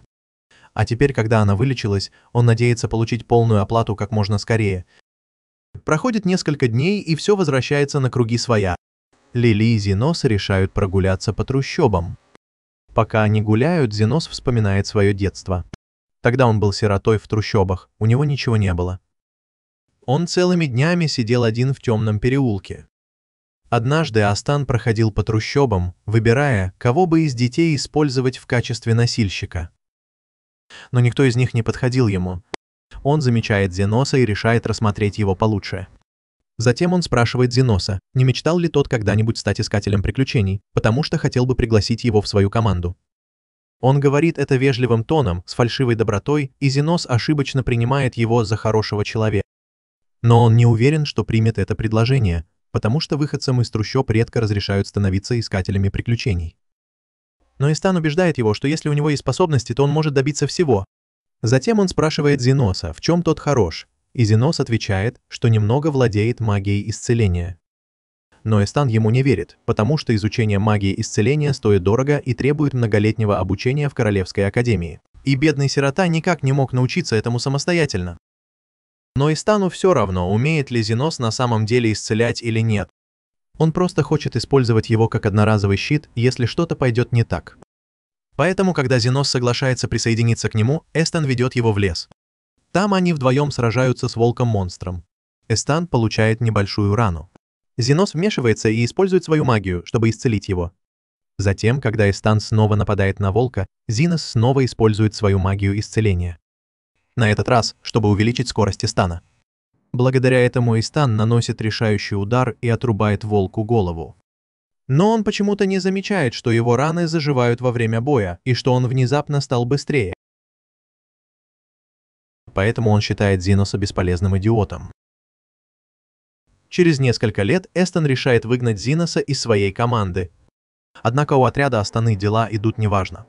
После изгнания Зеноса Астана и оставшиеся члены отряда отправились в пещеру для выполнения следующей миссии. Эта миссия очень важна, так как они хотят заслужить благосклонность 7 великих дворян королевства. Хотя все в отряде ненавидят, сколько усилий это потребует, Юма напоминает им, что чем быстрее они закончат задание, тем скорее смогут вернуться в гостиницу и продолжить пить. Андрес в восторге, потому что женщины всегда подходят к нему, когда узнают, что он из отряда Золотого Феникса. В конце концов, их группа известна тем, что выполняет задания и побеждает магических зверей без каких-либо травм. Внезапно они сталкиваются с монстрами, которых пришли победить. Не раздумывая, Астана достает меч и готовится к атаке. Он приказывает Гилу наложить на него защитную магию, пока он бежит вперед, и Гил подчиняется. Но даже когда Астана сражается с волками, его рука все равно обожжена. Тем временем Юму сзади разрывает на части один из волков, так что от него будет мало толку. Астана кричит Андресу, чтобы тот поторопился и использовал какую-нибудь атакующую магию, но он слишком долго произносит заклинание. В итоге прямо во время произнесения заклинания в него попадает огненный шар. Астана ошеломлен и начинает сомневаться, всегда ли его команда была такой бесполезной. Но очевидно, что они не выиграют эту битву, поэтому он быстро приказывает всем отступить. Когда они выбираются наружу, Астана требует объяснить, почему им так тяжело сражаться с монстрами, которые самые большие имеют ранг B. Но Андрес указывает, что Астана тоже ничего не сделала против монстров. Он сомневается, что Зенос был честен, когда говорил, что лечит их. Но Астан отвергает эту идею, считая, что простой крестьянин вроде Зеноса не может обладать целительской магией. Но на всякий случай, чтобы подстраховаться, Астан решает, что им стоит взять с собой целительницу. Через несколько дней они возвращаются в пещеру, взяв с собой целительницу. Ее зовут Юань, но она сразу предупреждает Аста, что не очень-то умеет лечить на поле боя. Обычно она работает только в столице, но поскольку у нее есть лицензия на приключения, она согласилась пойти с ними. Но она не понимает, зачем Золотому Фениксу целительница. Их репутация выполнять задания без единой царапины легендарна. Астан не хочет рассказывать правду и просит ее не лезть не в свое дело. Тем временем Гил обращается к Юману с беспокойством, спрашивая, поправится ли Юман после того, как его растерзали волки во время их последней встречи. Юман лечила его, поэтому она уверена, что он выкарабкается. Но учитывая серьезность его ран, у него нет шансов вернуться к приключениям. Вы бы подумали, что Стэн проявит хоть немного сочувствия, но он отмахивается, говоря, что Юман все равно не стоит того, чтобы его лечить. И если вам интересно, почему это задание так важно, лорд Феннел сказал, что хочет сделать шарф из одного из этих волков в подарок на день рождения своей дочери. И если это поможет завоевать расположение лорда Феннела, он готов рискнуть жизнью ради этого шарфа. Но не проходит и 2 секунд, как волки нападают на них. Астан тут же отвечает, крича Гиллу, чтобы тот защищал всех своей магией. Но когда Астан бросается вперед, ему не удается нанести ни одного удара по волкам. В ответ волки выпускают 4 огненных шара прямо в него. Астан блокирует 3, но последний шар попадает Андресу прямо в живот. Несмотря на отчаянные атаки Астана, волки уклоняются от каждой его атаки. Внезапно люди кричат, что им нужно отступить, потому что Андрес тяжело ранен. Астан ошеломлен тем, что все снова рушится. Когда они выходят из пещеры, он кричит на Гайл, требуя объяснить, почему она не использовала защитную магию, чтобы защитить Андреса. Но Гайл объясняет, что защитная магия Гайл сработала. Без нее такой удар убил бы Андреса мгновенно. Астан просит ее поскорее вылечить Андреса. Но Гайл говорит, что это невозможно. Только элитные целители или святые могут исцелить такие раны без длительной подготовки. Она предупреждает, что если они не отвезут Андреса в больницу как можно скорее, он не выживет. Позже Астан встречается со слугой лорда Феннела, который сообщает ему, что лорд Феннел очень недоволен его провалом. В отчаянии Астан просит дать ему еще один шанс, уверяя, что он сможет добыть мех для шарфа, если ему дадут еще одну попытку. Но слуга холодно отказывает ему. День рождения дочери лорда Феннела уже прошел, и теперь вся миссия бессмысленна. Лорд Феннел расстроен не тем, что Золотой Феникс не выполнил задание, а тем, что Астан постоянно обещал, что справится. Если бы Астан просто сказал лорду Феннелу, что это задание невыполнимо, он бы понял и придумал другой подарок для его дочери. Но все пошло не так. На мгновение Астан задумывается, не обвинить ли во всем Зиноса, но потом вспоминает, что официально не регистрировал его как члена гильдии. По официальным данным, Зинос никогда не был частью их группы. А значит, его никак нельзя привлечь к ответственности за случившееся. Не имея другого выбора, он опускает голову и извиняется за все проблемы, которые создал, хотя внутри у него все кипит от того, что он склоняется перед простым слугой. Он клянется, что все исправит. Но слуга лорда Феннела прерывает его, требуя объяснить, как он собирается это сделать, когда половина его команды, по сути, балласт. Астан уверенно заявляет, что он собирается нанять новых членов гильдии, чтобы компенсировать потери. Он клянется, что в следующий раз, когда лорд Феннел даст им задание, они выполнят его. На этом слуга лорда Феннела уходит, но Гайл спрашивает Астана, разумно ли давать такие смелые обещания. В конце концов, у них нет возможности нанять опытных людей, и справиться с заданием вдвоем кажется невозможным. Астан заверяет Гайла, что беспокоиться не о чем, потому что у него уже есть план. Он все еще считает, что Зинос не так уж ценен, но он не может игнорировать, насколько сильнее была их команда с ним. Поэтому Астан собирается вернуть Зиноса. Он уверен, что, несмотря на все плохое обращение, Зинос захочет вернуться в Золотой Феникс. На следующий день Астан и Гайл отправляются в трущобы на поиски Зиноса, хотя понятия не имеют, с чего начать. И тут Астан придумывает, как ему кажется, гениальный план. Он собирается нанять 3 лидеров фракций, чтобы они помогли в поисках. В конце концов, преступники такого уровня всегда в курсе того, что происходит в трущобах. Через некоторое время Астан просит Зофию перекрасить его в ящерицу и предлагает ей работу. Зофия не заинтересована в этом, так как это мешает ее ежедневным визитам в клинику, но соглашается выслушать его. Астан представляется лидером Золотого Феникса и объясняет Зофии, что он ищет человека по имени Зинос, который появился в трущобах примерно 2 месяца назад. Сначала Зофия не верит своим ушам. Зинос уже рассказывал ей, как Астан выгнал его из Золотого Феникса. Это само по себе было глупо, но она и представить себе не могла, что Астан будет настолько глуп, что приползет к нему обратно. Зофия говорит ему, чтобы он убирался с ее глаз, испытывая отвращение от одного его вида. Она говорит, что у Зиноса есть гораздо более важные дела, чем тратить время на таких, как он. Астан обижается и думает, не напасть ли на Зофию, но быстро понимает, что ему надерут задницу. Поэтому он отступает. Зофия отказывается помогать ему, и Астан решает отправиться на территорию Линги. Но как только она узнает, кто он такой, она тут же велит ему убираться. Астан ошеломлен, узнав, что Линга тоже дружит с Зиносом, и если он собирается устроить неприятности. Линга предупреждает его, что если захочет, то может убить его, не успеешь и глазом моргнуть. Не имея выбора, Астан пытается обратиться за помощью к Лоо.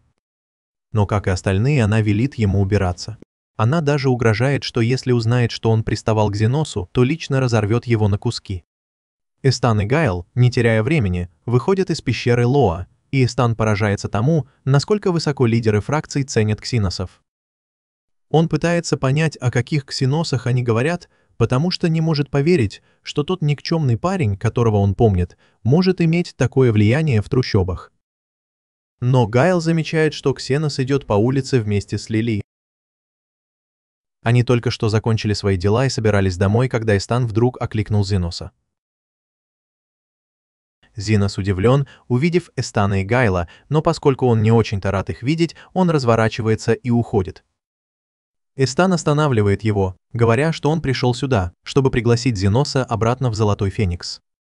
Но не успевает он закончить предложение, как Зенос отказывается возвращаться. Эстан в шоке. Он был уверен, что Зенос ухватится за возможность вернуться. Вместо этого Зенос начинает перечислять, как с ним плохо обращались в Золотом Фениксе. Несправедливые требования, жалкая зарплата, его абсолютно ничего не привлекает в этой компании. Но если Эстан действительно так отчаянно нуждается в нем, Зенос спокойно добавляет, что он мог бы помочь с несколькими заданиями, если у него будет свободное время. Однако Зенос твердо отказывается работать просто ради рекламы. На этот раз Эстан должен будет заплатить ему по справедливости. Зенос требует $50 за лечение легких травм и $1 миллион за лечение тяжелых. Кроме того, Эстан должен доплатить за защитную магию и бафы Зеноса. Если Эстан не готов платить, Зенос говорит, что им больше не о чем говорить. С этими словами Зенос снова собирается уходить. Разъяренный отказом, Астан не может смириться с оскорблением. Он выхватывает меч и в ярости бросается на Зеноса, но Кришна останавливает его мощным ударом, прежде чем он успевает нанести удар. Она говорит, что это невероятно глупо – пытаться напасть на королевского рыцаря. Она объясняет, что пришла к Зеносу, но теперь, когда Астан явно пытался напасть, у нее нет другого выбора, кроме как арестовать его. Однако Астан убегает, потому что меньше всего на свете он хочет оказаться в тюрьме. После этого инцидента Зенос и Лили возвращаются домой. Вскоре после этого приходят Зофия, Линга и Ло, и они сообщают Зеносу, что Астан пытался нанять их, чтобы выследить его, но они все отказались. Зофия все еще беспокоится, что Астан может продолжать преследовать Зеноса. Астан всегда может обратиться в нелегальную гильдию. Он может даже нанять убийцу, чтобы тот преследовал Зеноса просто из мести. Но наемные убийцы стоят недешево.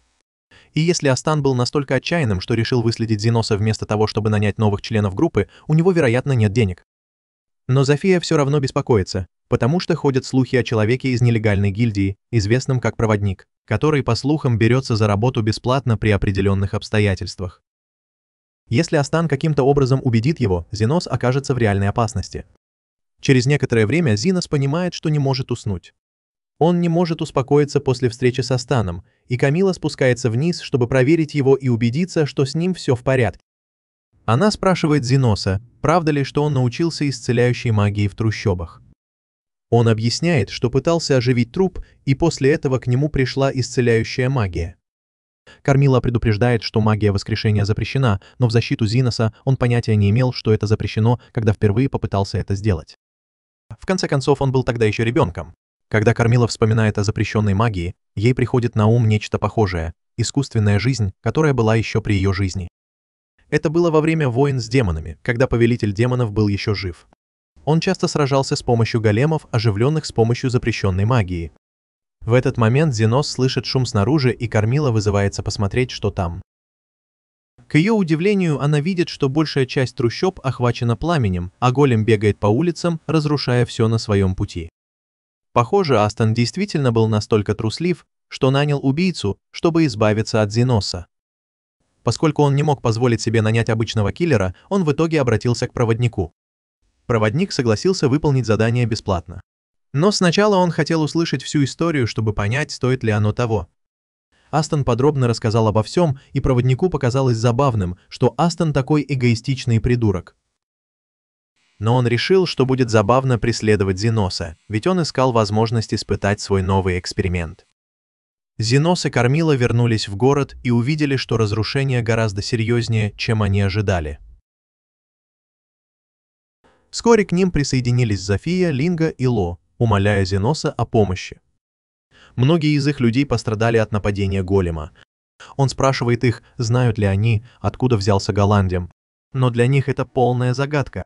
Единственное, что они могут сказать, это то, что они видели, как голем появился из глубин трущоб. Но это не отвечает на главный вопрос. Почему он появился здесь? Почему он вообще здесь появился? Узнав, что монстр появился из глубин трущоб, Зена начинает подозревать, что в этом замешана подземная гильдия. Но сейчас не время строить догадки. Он поворачивается к остальным и говорит, чтобы они отнесли всех раненых в одно место, чтобы он мог их вылечить. Но как только с этим будет покончено, он обещает, что тот, кто это сделал, заплатит за это. С безопасного расстояния проводник наблюдает за происходящим. Он доволен силой голема, но считает, что скорость его движений можно улучшить. Тем не менее, этого должно быть более чем достаточно, чтобы выполнить задание, которое ему поручили.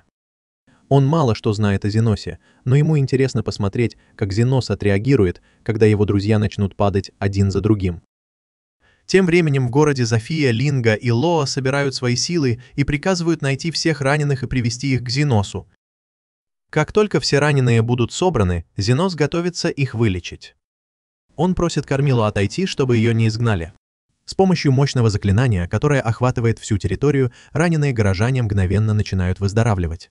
Зенос приказывает им как можно скорее эвакуироваться, затем он подходит к тем, кто был за пределами действия заклинания, и лечит их. Но его гнев из-за этой ситуации только усиливается. Ему не только пришлось тащиться сюда посреди ночи, но теперь ему еще и приходится лечить сотни людей, и он даже не уверен, что ему за это заплатят. Он клянется, что заставит хозяина голема пожалеть об этом. Они до сих пор понятия не имеют, где этот человек и чего он хотел добиться этим нападением. Тем временем мужчина с недоверием наблюдает, как Зенос лечит каждого раненого. Он был уверен, что хотя бы несколько человек погибнут в этом хаосе. Даже издалека он видит, что Зенос – первоклассный целитель.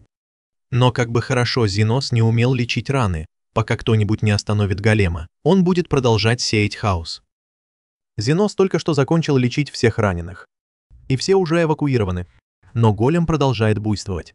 Мужчина задается вопросом, может ли он в конце концов устать и уйти, но Кормила тут же его останавливает. Големы созданы, чтобы продолжать действовать, пока не выполнят свою задачу, и в данном случае, вероятно, им приказали уничтожить трущобы. Так что они не остановятся, пока все не будет разрушено. Но даже так, во время Великой войны магия чистоты, использованная для создания ядра голема, должна была полностью исчерпаться. Так что она понятия не имеет, как кто-то мог заполучить такие редкие предметы. Зенос очень хотел отдохнуть, но он не может позволить голему продолжать разрушать это место. Он должен вмешаться и остановить его, пока ситуация не ухудшилась. Остальные вызвались сражаться вместе с ним, но Зенос сомневается, спрашивая, уверены ли они. В конце концов, он не может обещать, что вылечит их, если они получат ранение в бою. Они слишком хорошо знают, насколько это опасно. Но они отказываются отступать, они полны решимости стоять рядом с ним и защищать свой дом. Зенос благодарен им за поддержку, но понимает, что им нужна четкая стратегия. Поэтому он обращается к Кормиле и спрашивает, знает ли она, как победить голема. Она объясняет, что чтобы остановить голема, нужно уничтожить магический камень, который служит его сердцем. Если этого не сделать, голем будет продолжать двигаться бесконечно. Зеноса это немного расстраивает, ведь он надеялся продать сердце голема позже. Поэтому он говорит всем атаковать голема изо всех сил, а сам будет поддерживать их сзади. 3 девушки сразу же бросаются в атаку. Когда они приближаются, Зенос усиливает их ловкость, чтобы увеличить скорость, и когда они уже готовы нанести удар, он усиливает их силу, и они ломают голему ногу. Без одной ноги голем теряет равновесие и падает. Но их победа длится недолго. Магический камень в сердце голема наделяет его бесконечными способностями к регенерации. Только его. Голем с огромной силой ударяет Лингу, и она отлетает на несколько домов. При обычных обстоятельствах такой удар раздробил бы все ее кости.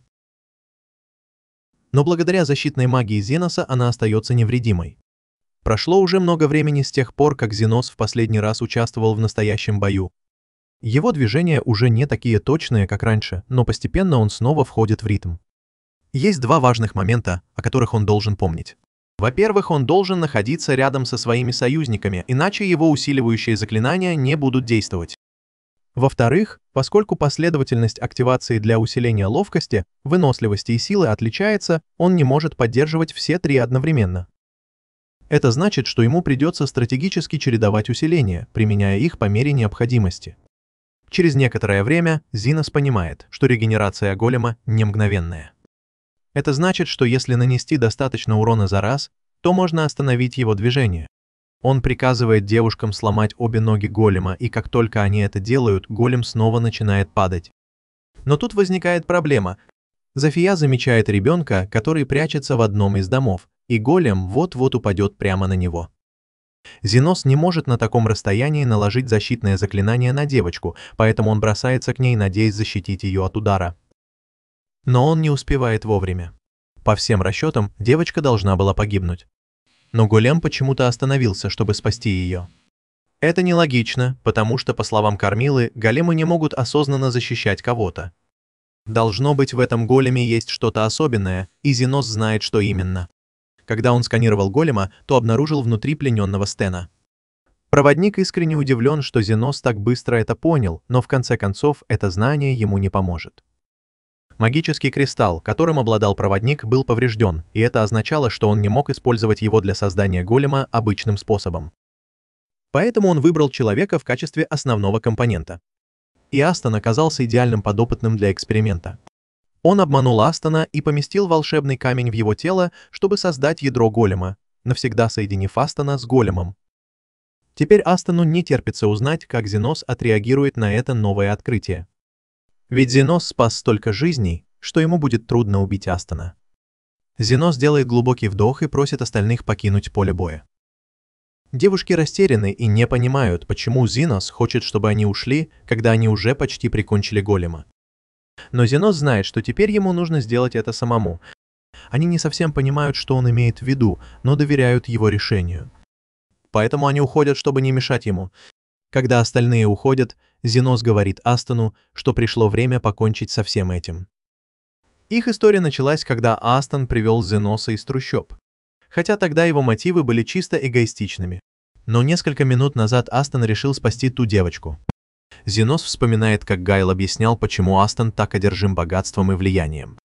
Когда Астон был маленьким, его сестра умерла, потому что он не мог заплатить за целителя, и с тех пор он стал одержим деньгами и влиянием.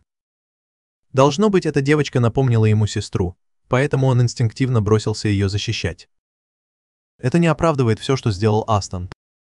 Но Зинос задается вопросом, осталось ли в Астоне хоть немного человечности. В любом случае очевидно, что Астон не в своем уме. Поэтому у Зиноса нет выбора. Он достает свой скальпель.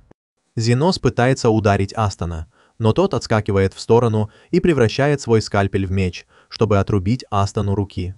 Затем он подпрыгивает и прорезает дыру в груди голема, чтобы увидеть настоящее тело Астана. Ему это не очень нравится, но он знает, что должен убедиться, что Атан больше не будет представлять угрозу. Он наносит Атану удар в грудь. Проводник поражен тем, что Зинос смог убить Астона без колебаний. Но, учитывая все, что он слышал о том, как Астон обращался с Зиносом, неудивительно, что он воспользовался шансом отомстить. Зинос просто разрезает Астона, чтобы уничтожить части его тела, которые слились с магическим камнем, а затем исцеляет его, чтобы он остался жив. Проводник удивлен, что Зинос способен на такое, потому что для этого нужно невероятное сосредоточение, не говоря уже о том, что несколько минут назад Зинос уже исцелил сотни людей. Зиносу, честно говоря, нет никакого дела до того, что он прошел через все это, чтобы спасти Астона, потому что ему все равно, умрет этот парень или нет. Но кто-то должен ответить за все разрушения. Зинос уже знает, что у Астона нет денег, чтобы заплатить за это. Поэтому он не позволит ему умереть, пока тот не расскажет правду о том, кто создал голема.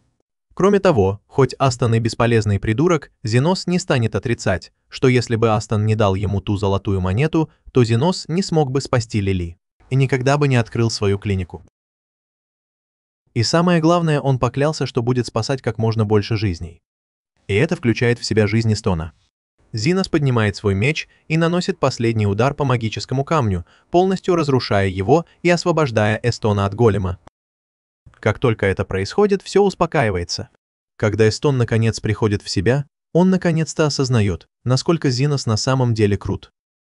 Пока он был заточен в голема, он частично осознавал происходящее и видел, как Зинос помогал лидерам фракции во время битвы. Это заставило его понять, что Зинос, должно быть, делал то же самое, когда был в отряде Эстона. То, что его предали и использовали как безмозглую марионетку, заставило Эстона понять, какой он был придурок. И он понимает, что никакие его слова не исправят то, что он натворил. Но он все равно хочет извиниться. Зиносу противно смотреть, как Эстон унижается, поэтому он говорит ему поднять голову, но не потому, что прощает его, а потому, что хочет хорошенько ударить его, прежде чем уйти домой. Зиносу уже давно хочется ударить Эстона. Но бить его, пока он был без сознания, было бы нечестно. Теперь, когда Эстон очнулся, нет нужды сдерживаться, и, усилив себя, Зинос медленно подходит к нему и наносит мощный удар в лицо. Эстон тут же теряет сознание. Через несколько часов, когда он наконец приходит в себя, Эстон открывает глаза и видит Кришну, стоящую над ним. Она объясняет, что уже встретила Зиноса по пути сюда. Так что она примерно представляет, что произошло, и говорит Эстону, что ему очень повезло, что никто не погиб. В противном случае ему бы предъявили обвинение в убийстве. Кришна сообщает Астану, что его арестовывают по нескольким статьям, включая порчу имущества, нападение и нарушение общественного порядка, так как удар Зиноса оставил его без одежды. Она также передает сообщение Зиноса. Он забрал меч Астана, пока тот был без сознания. Это был меч высшего уровня. Так что, если Зинос решит его продать, денег должно хватить, чтобы покрыть весь ущерб, который нанес Астан. Затем Кришна говорит, что Зинос оставил ему еще одно сообщение и просит Астана посмотреть на свою руку. Когда он смотрит, то находит золотую монету. Это Зинос заплатил ему за увольнение, ясно давая понять, что не хочет больше иметь с ним никаких дел. Астан опускает взгляд, чувствуя себя потерянным. Он прекрасно понимает, что сам во всем виноват, и теперь у него ничего не осталось. После сегодняшних событий Зинос так устал, что едва держится на ногах.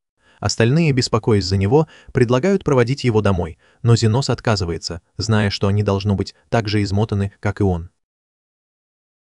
Тем не менее, девушки все равно решают отнести его домой, решив, что после всех случаев, когда Зинос их поддерживал, будет правильно отплатить ему тем же. Тем временем в клинике Кормила уже рассказала Лили обо всем, что произошло. Поэтому, когда Зинос возвращается домой, Лили встречает его и предлагает сделать ему чашку чая. Кришна прилагает все усилия, чтобы выяснить личность человека, стоящего за инцидентом с големом. Но ей не удалось собрать много информации. Единственное, что ей известно, это то, что этого человека зовут Проводник, и его очень трудно найти. Она пыталась отследить его передвижение, но следов было слишком мало. К тому времени, как она добралась до места, где Эстон встретился с Проводником, там уже все было убрано, никаких следов не осталось. Зофия также некоторое время изучала подземную гильдию, и, судя по слухам, которые она собрала, Проводник появился там совсем недавно. Кроме того, никто ничего не знает о Проводнике, поэтому допросы местных жителей ничего не дадут. Кришна говорит, что она собирается рассматривать Проводника как цель повышенного риска и следить за ним. Но, учитывая, как тщательно он заметает следы, она сомневается, что он скоро появится снова. Зофия считает, что Проводник обязательно вернется. Такие люди, как он, не исчезают просто так, если только не планируют что-то серьезное для своего возвращения. И если это правда, то им нужно быть готовыми к тому, что приготовил Проводник. Кришна говорит Зофии, что не стоит делать поспешных выводов. В конце концов, нет никаких доказательств того, что Проводник действительно вернется. Но Зофия напоминает, что сама Кришна только что сделала предположение. Зинос вмешивается и просит их прекратить спор. Затем он спрашивает Кришну, почему она сидит одна за дальним столом, вместо того, чтобы присоединиться к остальным. Потому что, когда она сидит в другом конце комнаты, им трудно нормально разговаривать. Кришна поясняет, что хотя она действительно благодарна Зофии за помощь, ее положение королевского рыцаря не позволяет ей открыто общаться с полулюдьми в такой непринужденной манере. Зинос вмешивается и говорит, что не хочет быть втянутым в очередной спор. Прежде чем ситуация обострится, он выводит всех за дверь, строго приказывая им не возвращаться до конца дня, если только они не будут серьезно ранены.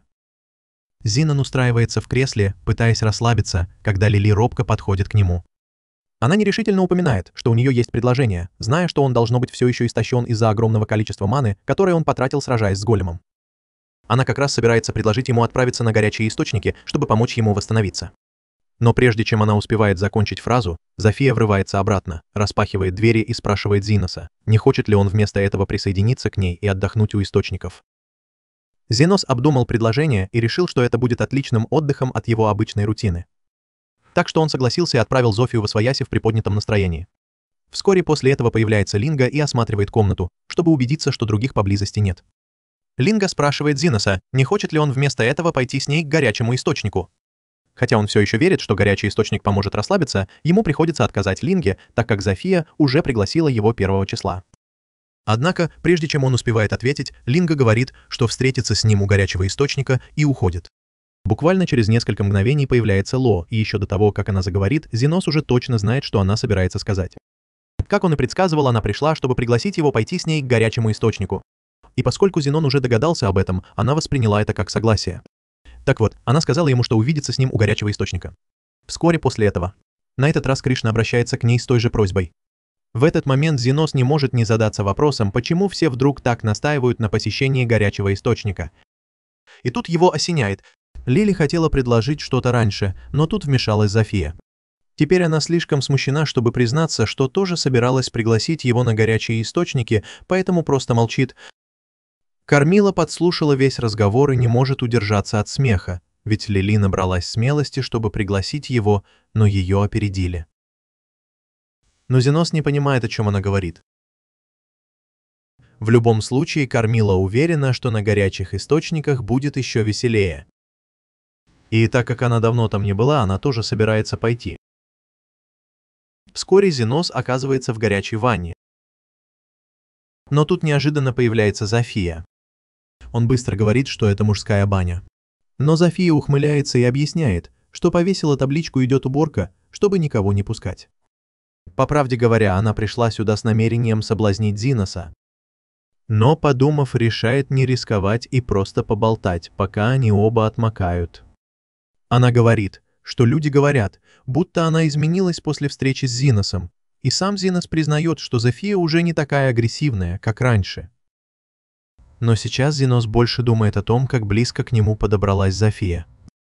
Зофия надеялась, что разговор заставит Зеноса расслабиться, и она сможет его соблазнить, но теперь, когда ее поймали, она пытается пробраться к нему в объятия. В этот момент появляется Линга и ругает Зофию за то, что она пытается украсть Зеноса, пробираясь в мужскую баню. Но на самом деле Линга здесь по той же причине. И тут она вдруг делает вид, что ей стало плохо, и падает прямо в объятия Зена. Но Зофия не собирается этого допустить. Она хватает Лингу и пытается оттащить ее от него. Тем временем, пока эти двое дерутся, Ло внезапно поднимается из воды и присоединяется к ним. Зена спрашивает, зачем она вообще здесь и почему на ней нет полотенца. Ло небрежно объясняет, что она все это время пряталась под водой, выжидая подходящий момент, чтобы заполучить Зена. А что касается ее наготы, то она хотела, чтобы он оценил ее фигуру. Зена признает, что почти ничего не видит из-за света, который светит сзади Лоис. Но это не делает ситуацию менее странной. Он просто сидит и ждет, пока девушки выдохнутся, надеясь, что они в конце концов остановятся. Но затем, как будто все и так не было достаточно хаотично, вбегает Кришна и начинает кричать на всех за то, что они устроили такой беспорядок в мужской бане. Но они быстро указывают ей на то, что у нее нет права говорить об этом, особенно потому, что очевидно, что она тоже пришла сюда, чтобы побыть наедине с Зена. Но Кришна возражает, что дело не в этом. Теперь все четверо борются за Зена, но это начинает его серьезно раздражать, и он кричит, чтобы они ушли и вернулись в женскую баню. Шум такой громкий, что Юман слышит его даже из женской бани. И она в шоке от того, что кто-то осмелился пробраться на мужскую сторону. Но она просто молится, чтобы эти хулиганки не испортили ее спокойный отдых. И тут девушки возвращаются в женскую баню, расстроенные тем, что Зена их отверг, но по крайней мере теперь они ладят.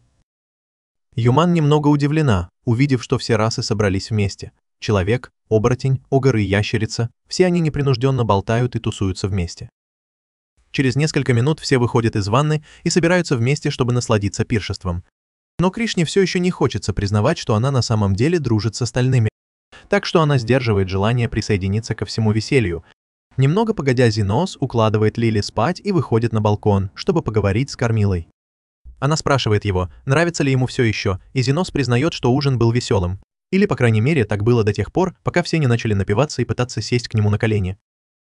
Кармила находит все это забавным, поэтому она говорит Зиносу, что он вполне может наслаждаться безобидным развлечением, пока оно длится. потому что она уверена, что в будущем у него все будет очень сложно. Зенос обрывает ее, предупреждая, что ей лучше не проклинать его будущее своими словами. Хотя в глубине души он знает, что это бессмысленно.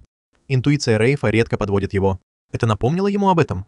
Рейфы обычно не могут долго выносить солнечный свет. Так как же Кармила вообще добралась сюда?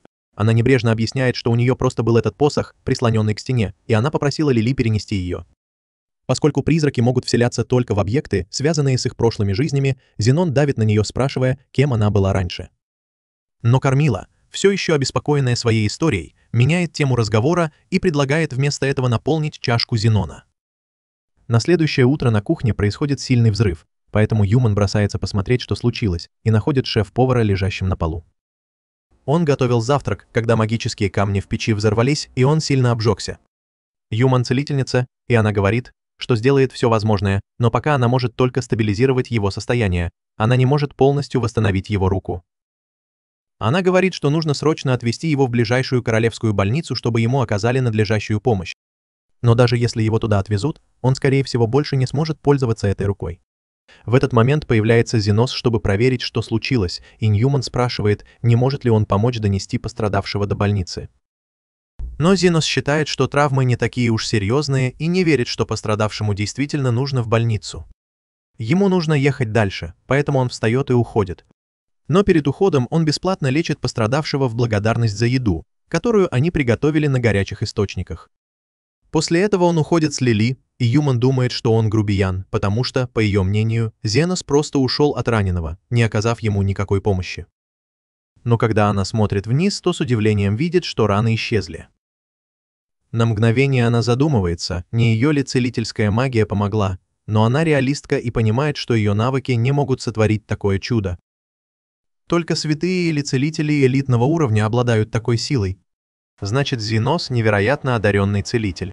Она сразу же возвращается к работе, чтобы сообщить об этом своему боссу. Бернардо удивлен, что в стране есть целитель элитного уровня. Правительство, скорее всего, захотело бы заполучить его в качестве национального достояния.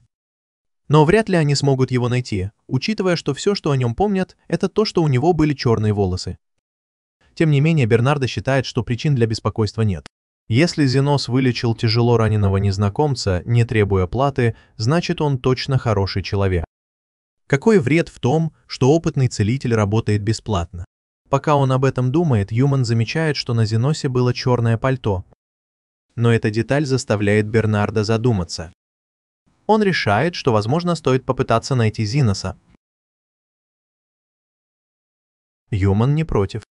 Но она спрашивает, как он собирается это сделать. Бернардо задумывается. Поскольку официальных записей о Зеносе нет, значит, у него нет лицензии. Значит, он работает где-то в трущобах, и у Бернардо уже есть план, как его найти. Позже Зан приводит Бернардо в кабинет Зеноса и умоляет помочь, потому что мужчина в ужасном состоянии. Он понятия не имеет, кто этот парень. Но перед тем, как потерять сознание, он кашлял кровью. Поэтому Зан решил привести его сюда. Зенос предупреждает, что мужчина может быть заразным. Он просит всех отойти, пока не закончит осмотр. Когда Зенос осматривает его, он понимает, что у мужчины повреждены легкие. Повреждения похожи на красную легочную болезнь. Он сразу же приказывает Лили и Зану отойти. Эта древняя чума унесла множество жизней, распространяясь с ужасающей легкостью. Хотя это заболевание должно было быть полностью излечено после открытия лекарства, этот человек каким-то образом заразился. В этот момент Бернардо встает и удивляется тому, как быстро Зенос смог поставить ему диагноз. Он представляется как один из лучших целителей королевской больницы. Хотя Бернардо не очень хорошо владеет магией исцеления. В этот момент в клинику врывается Юман, разыскивая Бернардо. Она сразу же начинает отчитывать его за такую глупость, как намеренное причинение себе вреда, чтобы попасть к Зеносу. Но Бернардо настаивает, что у него не было другого выхода, если он хотел увидеться с Зеносом. Хотя теперь болезнь, которую он вызвал, действительно начинает сказываться на нем. Он достает из кармана бутылочку и выпивает из нее, объясняя, что принял лекарство, имитирующее симптомы красной легочной болезни. Таким образом, местные жители привели бы его к Зеносу. Но он уверяет Зеноса, что беспокоиться не о чем, потому что теперь, когда он принял противоядие, эффект скоро пройдет. Зенос спрашивает, зачем ему вообще понадобилось такое лекарство, и Бернардо поясняет, что он разработал его много лет назад, когда работал над лекарством от красной легочной болезни. Услышав это, Зенос удивляется. Это значит, что Бернардо никто иной, как знаменитый доктор, который разработал лекарство от красной легочной болезни и получил звание элитного целителя за свою новаторскую работу. Отбросив это в сторону, Бернардо отчаянно хотел встретиться с Зиносом, потому что описание его плаща напомнило ему о старом друге. Он спрашивает Зеноса, где тот взял плащ, и Зенос объясняет, что раньше он принадлежал его учителю, хотя Зенос признается, что даже не знает имени своего учителя. Переменив тему, Бернардо приглашает Зиноса в королевскую больницу, объясняя, что в данный момент ему очень нужна помощь. В этот момент приходят девушки, которые слышали, что какой-то подозрительный тип приставал к Зиносу, и они готовы были вступить в бой, если бы этот незнакомец попытался что-то сделать. Бернардо быстро объясняет, что он не собирается давить на Зиноса. Он просто хочет предложить ему работу. Зенос не против. Зофия спрашивает, уверен ли он в своем решении, но Зенос считает, что это правильный шаг.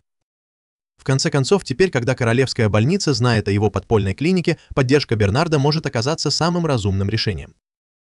Более того, во время эпидемии красного легкого Бернардо позаботился о том, чтобы лекарство бесплатно доставлялось даже в трущобы, что доказывает его честность. Именно поэтому Зенос доверяет ему.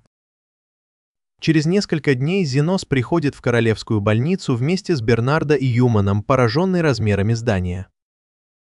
В конце концов, они добираются до кабинета Бернардо. Зенос устраивается поудобнее, и Бернардо рассказывает ему о работе, которую предлагает. Недавно произошла серия исчезновений, и Бернардо хочет, чтобы Зенос расследовал это дело. Зенос не против, но так как он не специалист по поиску людей, он спрашивает у Бернардо, уверен ли тот, что нанимает такого человека для этой работы.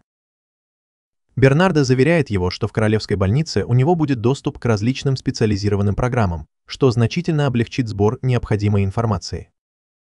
Тем не менее, Зенос беспокоится, что если он привлечет к себе слишком много внимания, то его истинная личность может быть раскрыта. Бернардо уверяет его, что не о чем волноваться. Он уже придумал легенду для Зеноса. С этого момента, если кто-то будет задавать вопросы, он просто скажет, что учился за границей и только недавно вернулся.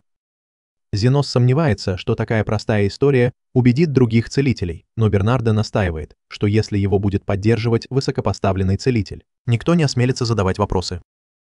Пока что Юман проводит Зеноса в общежитие, где он будет жить в ближайшие недели. К его удивлению, Лили уже там его ждет. Когда он спрашивает, что она здесь делает, Юман поясняет, что Бернардо разрешил ей тоже переехать сюда. Поскольку правила общежития позволяют целителям жить со своими супругами или близкими родственниками, Лили шутит, что теперь она, должно быть, жена Зеноса. Но на самом деле Юман зарегистрировала Лили как младшую сестру Зеноса. Она предложила взять Лили с собой, потому что думала, что Зеносу будет спокойнее, если рядом будет знакомое лицо. И, честно говоря, Зеносу было неловко оставлять Лили одну. Он очень благодарен Юман за заботу. После этого Юман уходит, чтобы Зенос мог устроиться на новом месте. Но как только она уходит, неожиданно появляется Кармила. Зенос понимает, почему Лили здесь, но совершенно не понимает, зачем Кармила приехала в столицу. Честно говоря, у нее нет особых причин. Она просто любит создавать проблемы вокруг Зеноса, потому что, куда бы он ни пошел, за ним следует хаос. Зенос предупреждает ее, что в больнице много целителей, и кто-то из них может попытаться ее проучить, если заметит ее присутствие. Но Кармилу это нисколько не беспокоит. В конце концов, кроме самого Зеноса, вряд ли кто-то здесь обладает достаточной властью, чтобы заставить ее что-то сделать. Чуть позже Зенос заходит в столовую к Уме. Она спрашивает, как ему здесь живется. Зенос отвечает, что все не так уж плохо, но он будет очень занят какое-то время и до сих пор не знает, как получить официальную лицензию на целительство. Юман предлагает помочь ему с этим, так как она знает, как это делается. Она объясняет, что первый шаг – пройти тест на способности к целительству. Если вы его сдадите, вас зачислят в Королевскую академию целительства. После нескольких лет обучения вы сможете сдать экзамен на получение лицензии целителя. Звучит как очень много работ. Зеноса удивляет, что лицензированные целители с этим справляются. Но это еще не все. После получения лицензии вам нужно будет сдать еще один экзамен, чтобы получить лицензию искателя приключений, если вы хотите работать в этой сфере. То же самое касается работы в армии, и еще больше экзаменов, если вы хотите повысить свой ранг целителя. Большинство людей в этом учреждении сосредоточены на исследованиях или учебе. Все это кажется Зеносу слишком сложным. Он решает перейти к делу и просит Юман рассказать ему о пропавших людях. Юман объясняет, что одним из пропавших был мужчина по имени Альфред, опытный целитель, который тоже здесь работал. Он был очень искусен в медицине и славился своей добротой. По словам Ренарда, Альфред сыграл решающую роль в разработке лекарства от красной легочной болезни. Зенос считает, что Альфред хороший человек, и его стоит найти. Но Зенос все еще мало что знает об этом деле, поэтому он спрашивает, есть ли какие-нибудь зацепки. В этот момент двери кафетерия открываются, и входит Голдрин. Зенос спрашивает, кто это.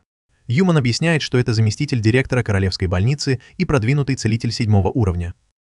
Зенос понятия не имеет, что значит продвинутый целитель 7-го уровня. Юман объясняет, что целители делятся на 3 уровня.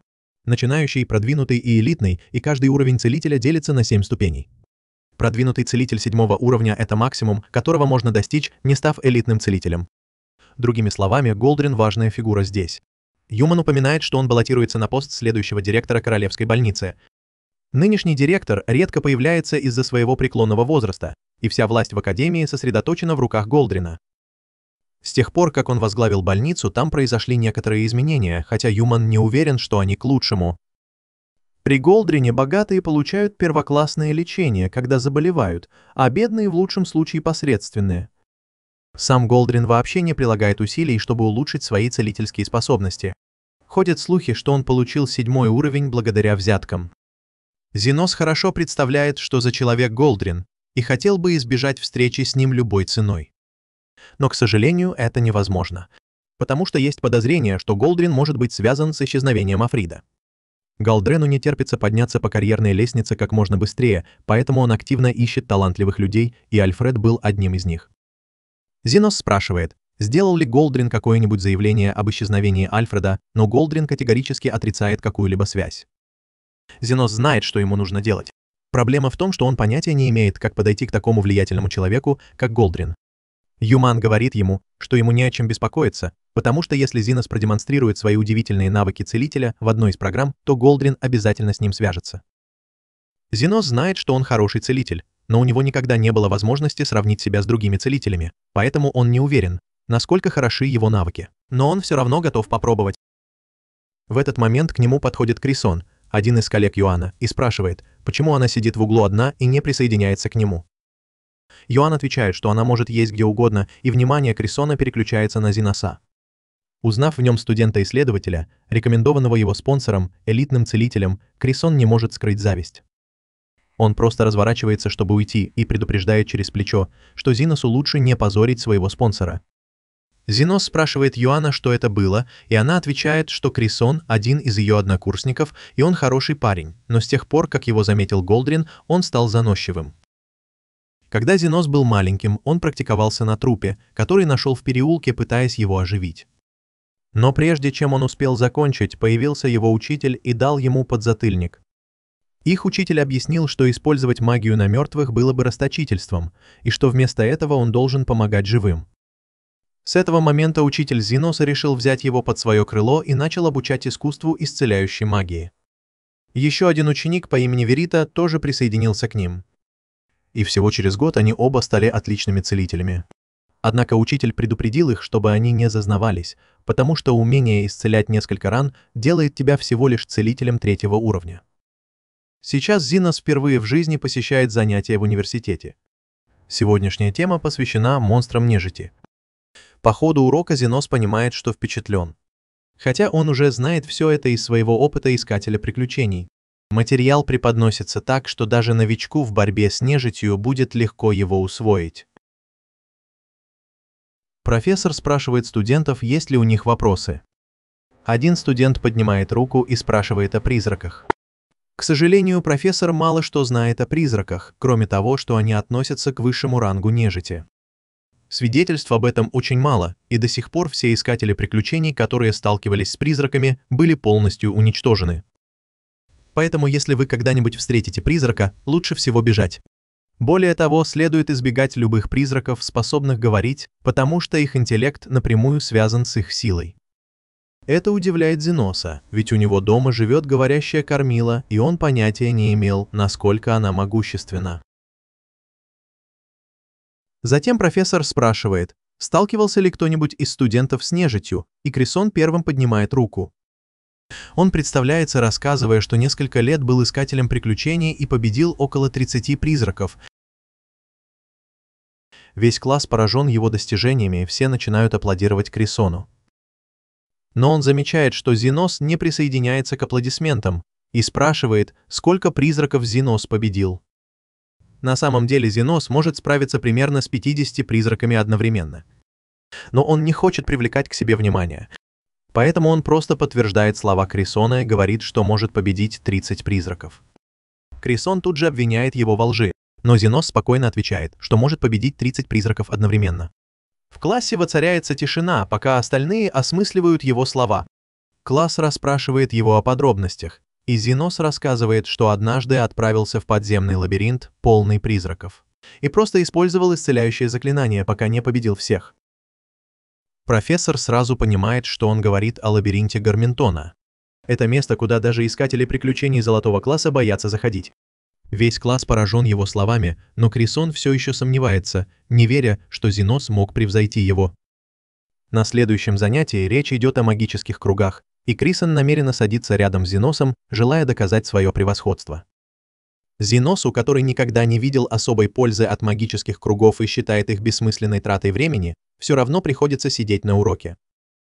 Когда профессор рисует магический круг и просит кого-нибудь из студентов повторить его на доске, Кресент тут же поднимает руку, пользуясь случаем продемонстрировать свои навыки. Профессор явно впечатлен, когда Кресент без труда рисует идеальный магический круг для базового заклинания исцеления. Затем Кресент объявляет классу, что Зинос тоже хочет попробовать нарисовать такой круг и ставит его в неловкое положение, чего Зинос совсем не хотел. Хотя Зинос намеренно избегал изучения магических кругов, он смутно помнит один сложный рисунок, который когда-то давно показывал ему учитель. Не имея других вариантов, он выходит вперед и начинает рисовать этот самый круг по памяти. Крисон начинает насмехаться над Зиносом, смеясь над тем, что его магический круг совсем не похож на примеры из учебника. Но когда профессор смотрит на него, он замолкает. Магический круг Зиноса — это не просто обычное исцеляющее заклинание. Оно превосходит его. На первый взгляд кажется, что это круг регенерации, но в нем есть что-то необычное. Зинос подтверждает слова профессора, объясняя, что да, это круг регенерации, но странный. Если кто-то потерял несколько пальцев, это заклинание непредсказуемо отрастит их обратно. Это кажется слишком сложным и требует больше маны, чем может выдержать обычный человек. Но Зинос активирует его без труда, хотя он не видит особого смысла в этом круге. В конце концов, он может отрастить пальцы быстрее сам. Профессор, убедившись, что Зинос настоящий гений, умоляет его присоединиться к его исследовательской группе. Но Зинос отказывается. Тем временем Грейсон злится из-за того, что Зинос получает столько внимания. Позже в тот же день до Голдрина доходит новость о новом студенте, который очень талантлив. По слухам, этот студент достаточно силен, чтобы победить 30 призраков одновременно. Но Голден говорит, что у него нет времени слушать сплетни. В этот момент входит другой человек и сообщает Голдену, что на кладбище видели нескольких мертвецов. Увидев возможность, Голден придумывает план. Он решает поручить Зиносу очистить кладбище. Если Зинос докажет, что он так же хорош, как о нем говорят, то Голден всерьез задумается о том, чтобы взять его в команду. Позже, той же ночью, Зиноса отправляют в составе группы по изгнанию нечисти, в которую входит Кресент. Кресент ведет остальных студентов на встречу с призраками. Но их быстро окружают, и Кресент начинает паниковать. Когда они уже были готовы сдаться, Зинос произносит заклинание, уничтожающее всех призраков. Он хвалит группу, говоря, что они отлично справились с привлечением призраков, и он смог их уничтожить. Но прежде чем он успевает договорить, Крисон перебивает его, пытаясь присвоить себе заслуги Зиноса. Остальные студенты, не зная, что произошло на самом деле, верят лжи Крисона о том, что это он их спас. Крисон самодовольно говорит им, чтобы они шли и доложили об этом своим профессорам. Затем он поворачивается к Зиносу и нагло заявляет, что никогда не признает его способностей. Зиносу плевать на мнение Крисона. Но если Крисону так хочется присвоить себе всю славу, то ему не стоит так торопиться уходить. Потому что угроза со стороны нежити еще не миновала. Крисон просто смотрит на него, не понимая, что Зинос имеет в виду, пока через несколько мгновений земля не разверзается и из-под нее не поднимается король-зомби. Остальные студенты ошеломлены. Они не ожидали, что здесь появится такое страшное существо, как король-зомби. В конце концов, Крисон достаточно силен, чтобы справиться с этим, и ему придется это сделать, потому что никто из них не настолько глуп, чтобы подойти к этому монстру. Люди и Зенос могли бы вмешаться и помочь, но они не хотят мешать Крисону. Поэтому они решают остаться и посмотреть. Честно говоря, Крисон пытается сразиться с королем зомби, но даже после того, как он использует самые мощные заклинания, он едва ли наносит хоть какой-то урон. У него нет шансов на победу. Но его упрямая гордость не позволяет ему сдаться. Поэтому он просто бегает вокруг, отчаянно пытаясь не попасть под удар. В это время Юман объясняет Зиносу, что нежить притягивается к более сильным существам, поэтому призраки появились раньше, вероятно, из-за короля зомби. Однако Зенос подозревает, что здесь замешано что-то еще. Тем временем Крисон получает серьезные травмы. Зенос чувствует, что пора вмешаться, но Юман просит его немного подождать. Она все еще беспокоится за Крисона, но она также хочет, чтобы он извлек урок из этого опыта. До сих пор Крисону удавалось оставаться в бою, исцеляя себя каждый раз, когда его отбрасывало к стене. Но в конце концов зомби хватает его и собирается сожрать. Тогда Зенос решает вмешаться. Он готовится использовать одно из своих сильнейших заклинаний и, подготовившись, применяет мегаисцеление. Сияющий свет окутывает зомби, и его разлагающаяся плоть начинает исцеляться. Когда зомби превращается в пепел, миссия наконец-то выполнена. Однако замечание человека о том, что нежить притягивается к более сильной нежити, наводит Зена на мысль, и он быстро понимает, что присутствие зомби и призраков связано с Кормилой. Придя домой, он спрашивает Кормилу, знает ли она о недавнем всплеске активности нежити в округе. И, честно говоря, она не осознавала, что именно она привлекает нежить. Затем она спрашивает Зена, не собирается ли он из-за этого отправить ее куда-нибудь подальше. Но немного подумав, Зена решает, что, учитывая влияние Кормилы на окружающую среду, будет безопаснее, если она останется рядом. Услышав это, Кормила смущается. Ведь раньше никто в ее жизни не говорил ей, что хочет, чтобы она осталась. Поэтому она обещает остаться с Зена, но она также дает понять, что будет и дальше его доставать. На следующий день Крисон встречается со своим начальником, который хочет похвалить его за отличную работу по уничтожению зомби. Судя по отчетам других студентов, Крисон справился со всей ситуацией, используя всего одно заклинание. Но Крисон знает, что на самом деле всю работу сделал Зено. Поскольку Крисон согласился с похвалой, не поправляя их, начальник делает вывод, что Зена должно быть не так хорош, как о нем говорят, и поэтому ему не разрешат присоединиться к группе Голдрина. Крисон мог бы просто уйти и продолжать присваивать себе заслуги Зена. Но растущее чувство вины заставляет его признаться. Он говорит, что не он победил монстров. Это сделал Зена. Он объясняет, что Зена справился и с нежитью, и с королем зомби, и он сам это видел. После своего признания он в ярости выбегает из кабинета, понимая, что его репутация сильно пострадала из-за того, что он украл чужую заслугу. Но Зенос спас ему жизнь. И теперь, рассказав правду, Крисон уверен, что Зенос получит место в исследовательской лаборатории. Он считает, что это значит, что они квиты. Вскоре Бернардо радостно сообщает Зиносу, что исследовательская лаборатория Голдрина хочет его видеть, и, скорее всего, он получит приглашение вступить в их фракцию. Зинос думает, что это хорошая новость, хотя и немного удивлен, ведь он думал, что Крисон присвоит себе всю заслугу за уничтожение нежити. Но все равно он рад, что преодолел первое препятствие на пути к расследованию дела Голдрина. Бернардо напоминает ему, что впереди еще много трудностей. Зиносу все еще нужно пройти собеседование с профессором, прежде чем все решится.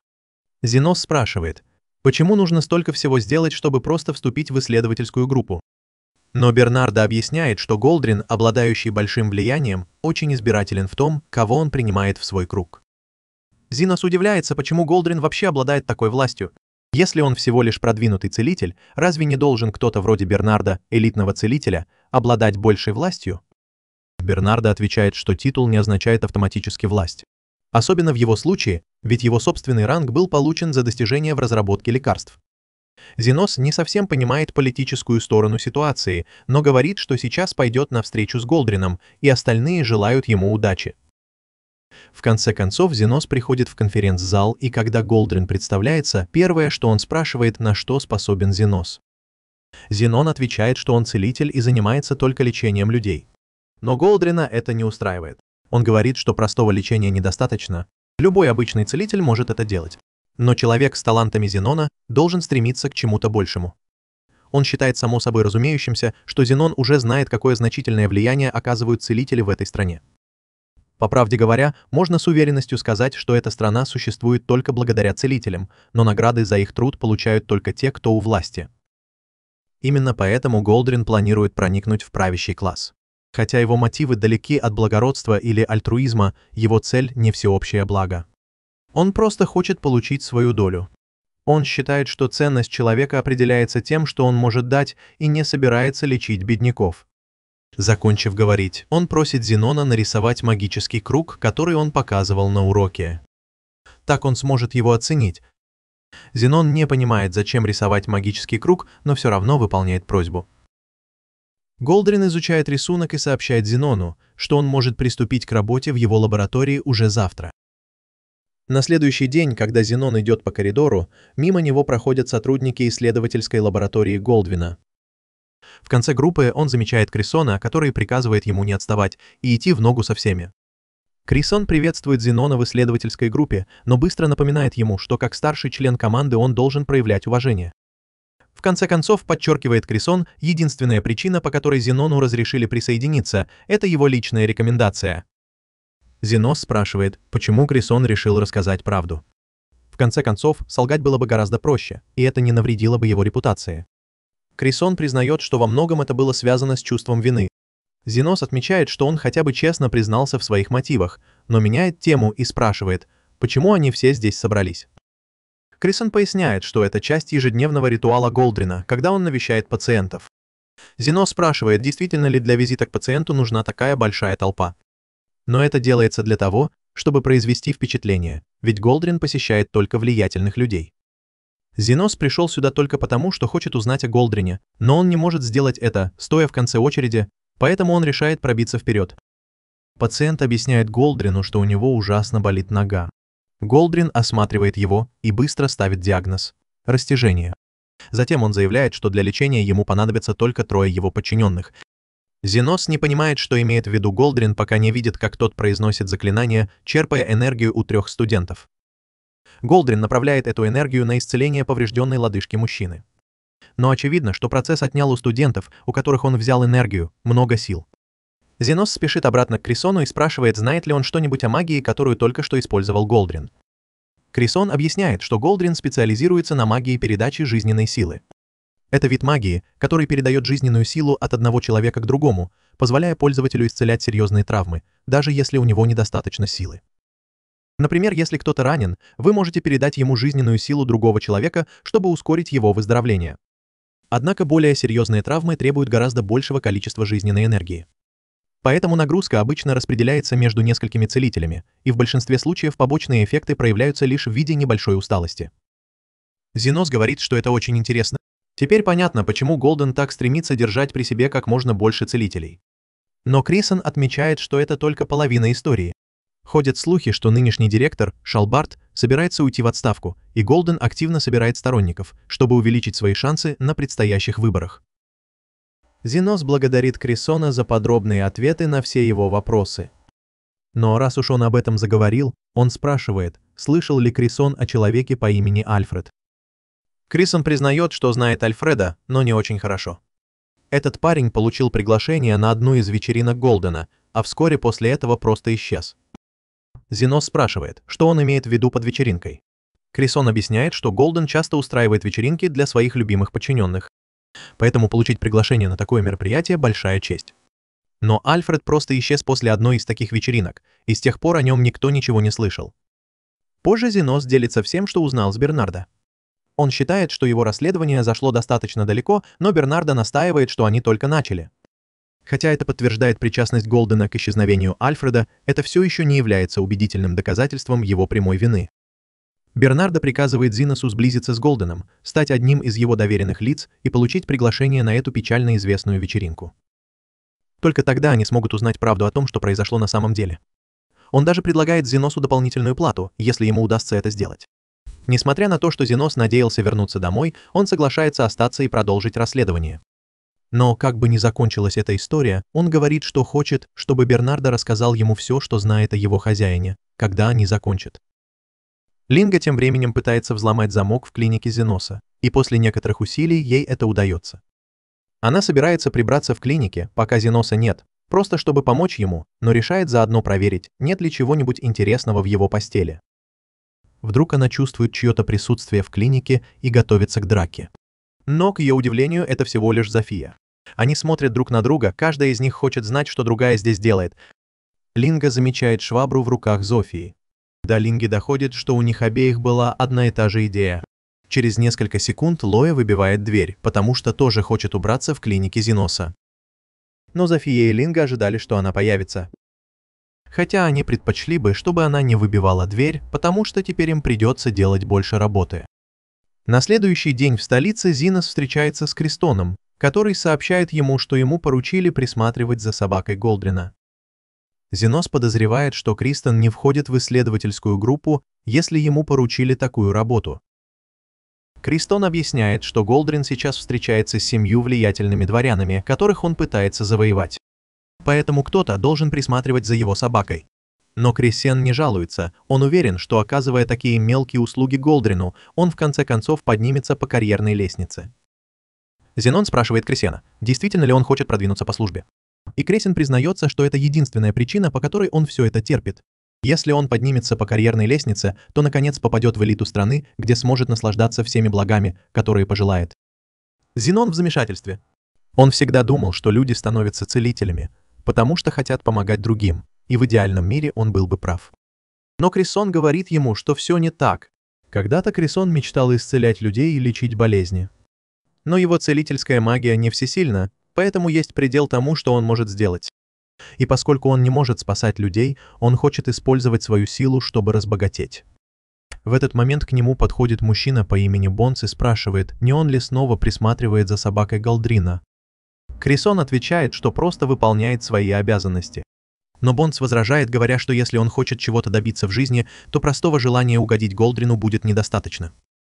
После этого Бонс уходит, и Зенон спрашивает Крессена, кто это был. Крессон поясняет, что Бонс – первый секретарь Голдрина. Зенон с трудом верит, что такой безответственный человек может занимать такую должность. Крессон признает, что сомневается, но упоминает, что Бонс – давний друг Голдрина. Внезапно Бонс выкрикивает имя Крессена. Должно быть, он услышал, как Крессон плохо о нем отзывался, потому что швыряет в него бутылкой. К счастью, Бонс слишком пьян, чтобы прицелиться, и бутылка не попадает в Крессена. Вместо этого она попадает в собаку Голдрина, которая так испугалась, что убежала. Крессен в панике.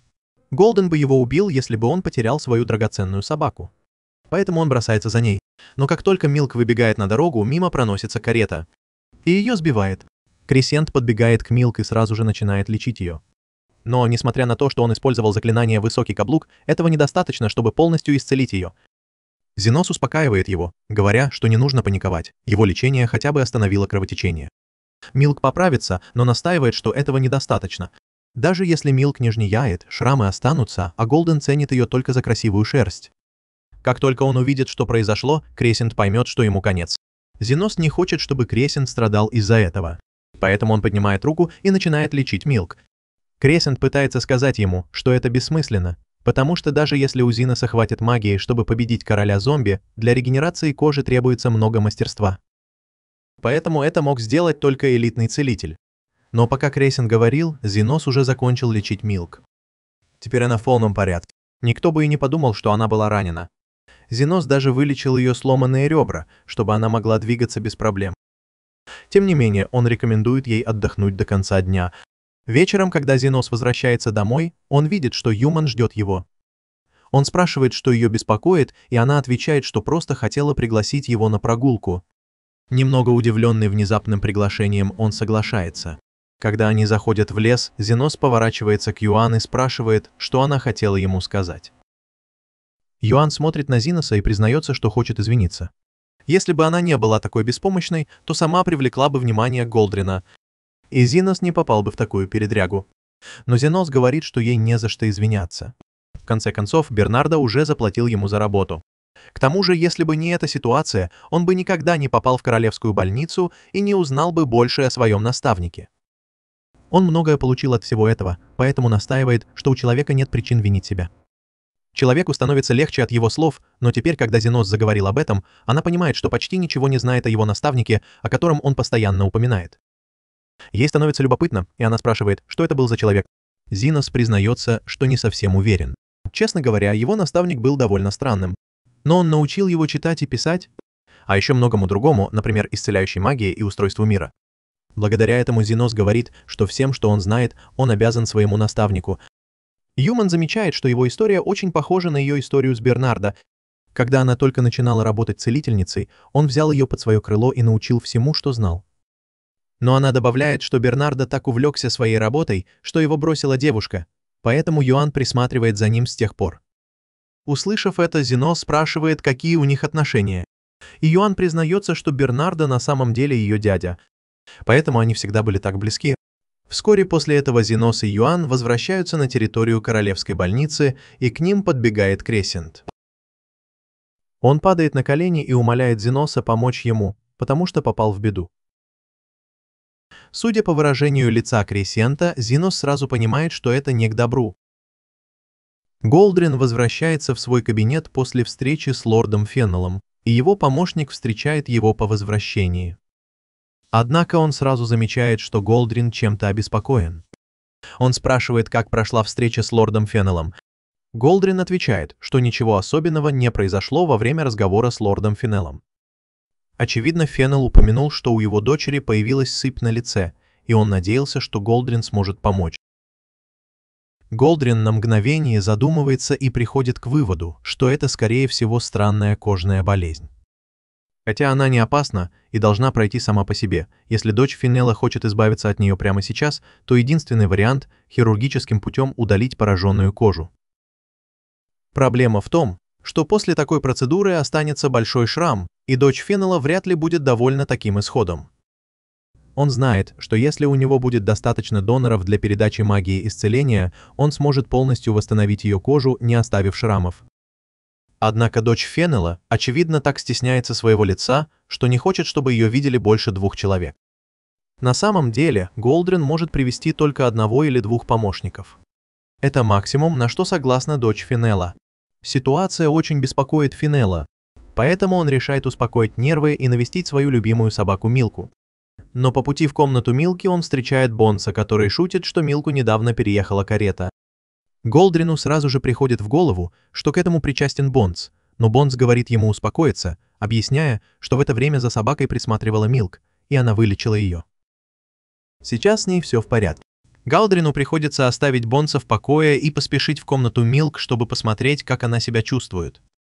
К его удивлению, Милк действительно выглядит совершенно здоровой. Она немного устала, но кроме этого никаких следов травмы или шрамов после происшествия нет. Голдрину кажется невероятным, что маг может вылечить кого-то настолько хорошо, что не останется даже шрама. Поскольку он поручил Кресенту присматривать за Милк, он предполагает, что именно Кресент и вылечил ее. Это возвращает нас к проблеме Кресента. Голдрину нужно, чтобы он вылечил дочь лорда Феннелла. Но Кресент знает, что у него нет такой способности. Он объясняет Зеносу, что дочь Феннелла страдает от странного недуга. Но Зенос не понимает, почему это такая большая проблема. Странное лицо – это безобидное состояние, которое со временем пройдет само по себе. Кресент прекрасно понимает ситуацию, но дочь Феннелла категорически отказывается появляться на светских мероприятиях, пока ее лицо выглядит так странно. Эта проблема требует немедленного решения. Зенос предлагает просто вырезать сыпь, но Кресент объясняет, что это слишком глубоко проникло. Если попытаться удалить пораженную ткань, на лице останется огромный шрам. А если Кресент навсегда изуродует дочь одного из 7 самых влиятельных дворян? Ну, это будет означать конец его жизни. Зенос спрашивает, почему Голдрину вообще пришло в голову поручить Кресенту такое сложное задание. Кресон понимает, что Голдрин узнал о том, что случилось с Милк, и ошибочно решил, что это он ее вылечил. Человек предполагает, что Кресон мог просто сказать правду, что на самом деле это Зенос спас Милк. Но Кресон колеблется. Если он снова присвоит себе заслуги Зеноса, Голдрин может уволить его прямо на месте. Именно поэтому ему срочно нужна помощь Зеноса, чтобы операция прошла успешно. В этот момент приходит Лили, чтобы подать всем чай, и представляется младшей сестрой Зеноса. Кресон удивлен. Он понятия не имел, что у Зиноса есть такая очаровательная младшая сестра, и Лили очень польщена, что ее назвали Милой. Однако она сообщает Крисону, что уже принадлежит Зиносу, поэтому сколько бы комплиментов он ей не делал, она не может быть с ним. Крисон имел в виду совсем не это, когда делал комплимент. Поэтому он объясняет Лили, что учитывая, насколько они с Зиносом близки, он уже практически член семьи, а значит, она его младшая сестра. Хотя Зинос никогда не соглашался быть братом Крисона. На следующий день Голдрин приводит Крисона в особняк Феннела.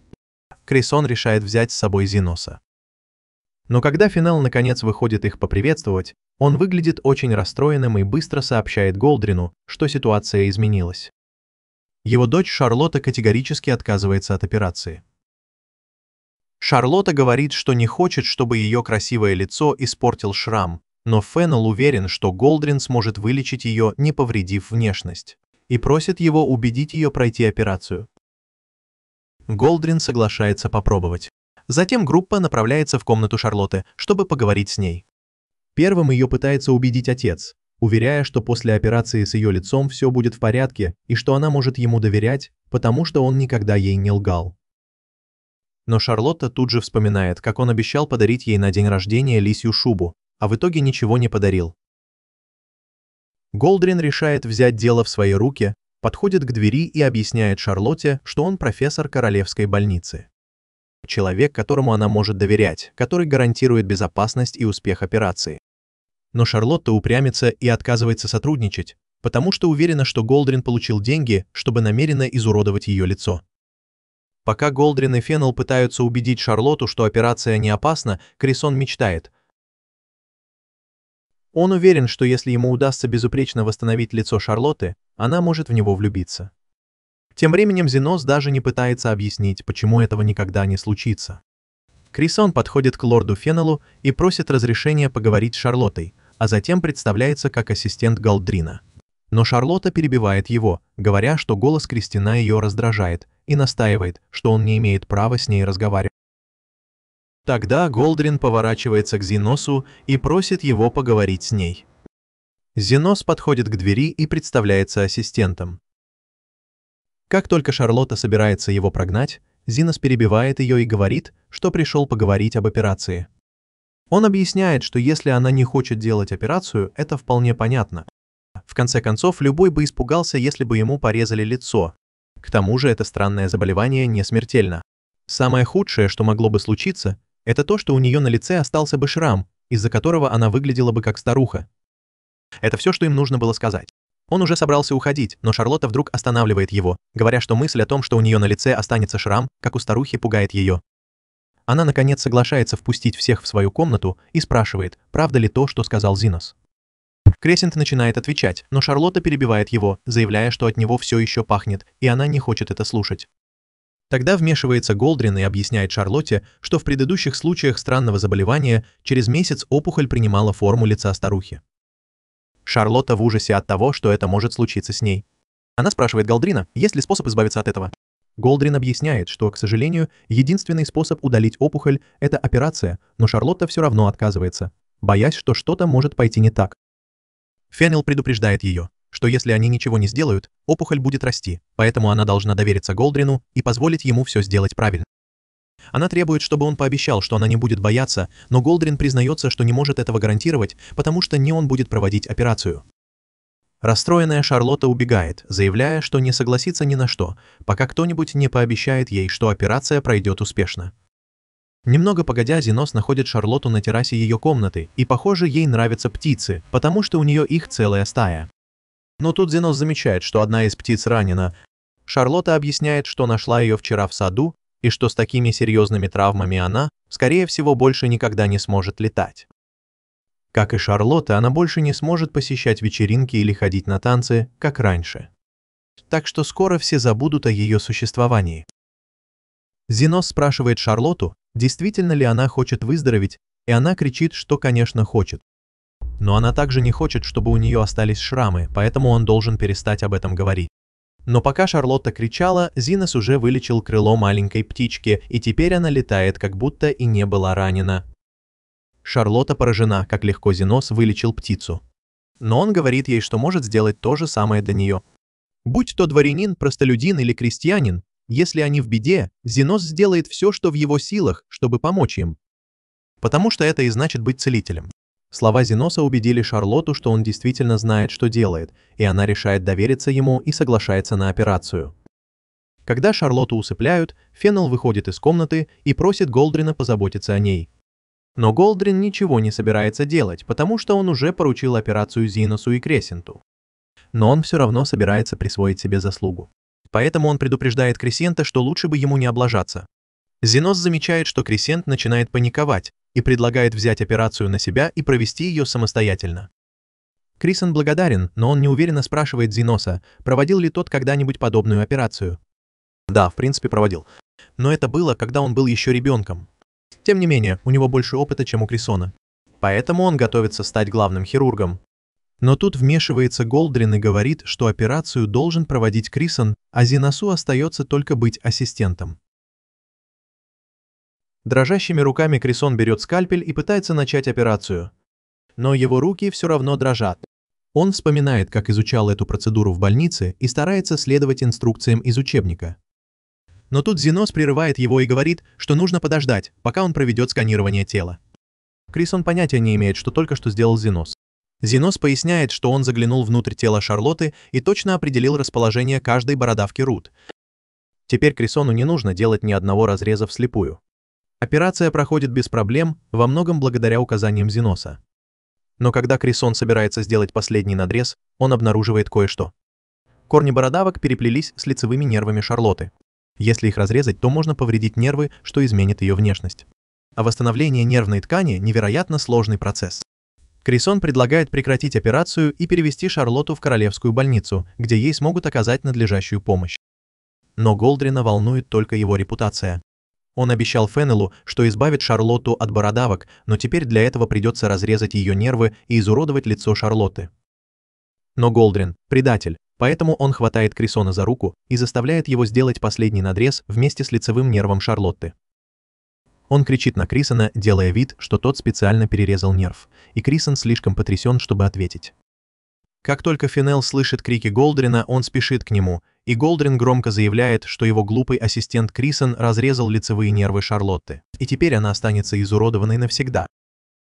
Такое обвинение может разрушить жизнь Крисона, и Голдрину это только на руку.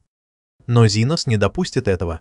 Он не может просто стоять и смотреть, особенно когда Шарлотта сама просит его о помощи. Повысив голос, он говорит Феннелу, что Голдрин преувеличивает и что в перерезанном нерве нет ничего страшного. Зеносу надоело просто наблюдать. Он протискивается мимо Голдрина, достает свой скальпель и аккуратно удаляет корень. После этого он с помощью магии исцеления полностью восстанавливает нервы Шарлотты. Через некоторое время Шарлотта просыпается в своей постели, и ее отец с радостью видит, что она пришла в себя. Но прежде чем обнять его, она первым делом смотрит в зеркало. Она берет зеркало и смотрит в него. Шишки действительно исчезли. Голдрин приписал себе заслугу в этой операции, и Феннел поверил, что именно он спас его дочь. Голдрин объяснил, что ему пришлось уехать сразу после операции из-за неотложных дел в больнице. В благодарность за все, что он сделал, Феннел пообещал ему свою поддержку, но Шарлотта все равно подозревает, что Голдрин не такой уж и герой, каким себя выставляет. Она отчетливо помнит голос Зеноса во время операции, который успокаивал ее и обещал, что все будет хорошо. Она считает, что именно он спас ее. За это она всегда будет ему благодарна.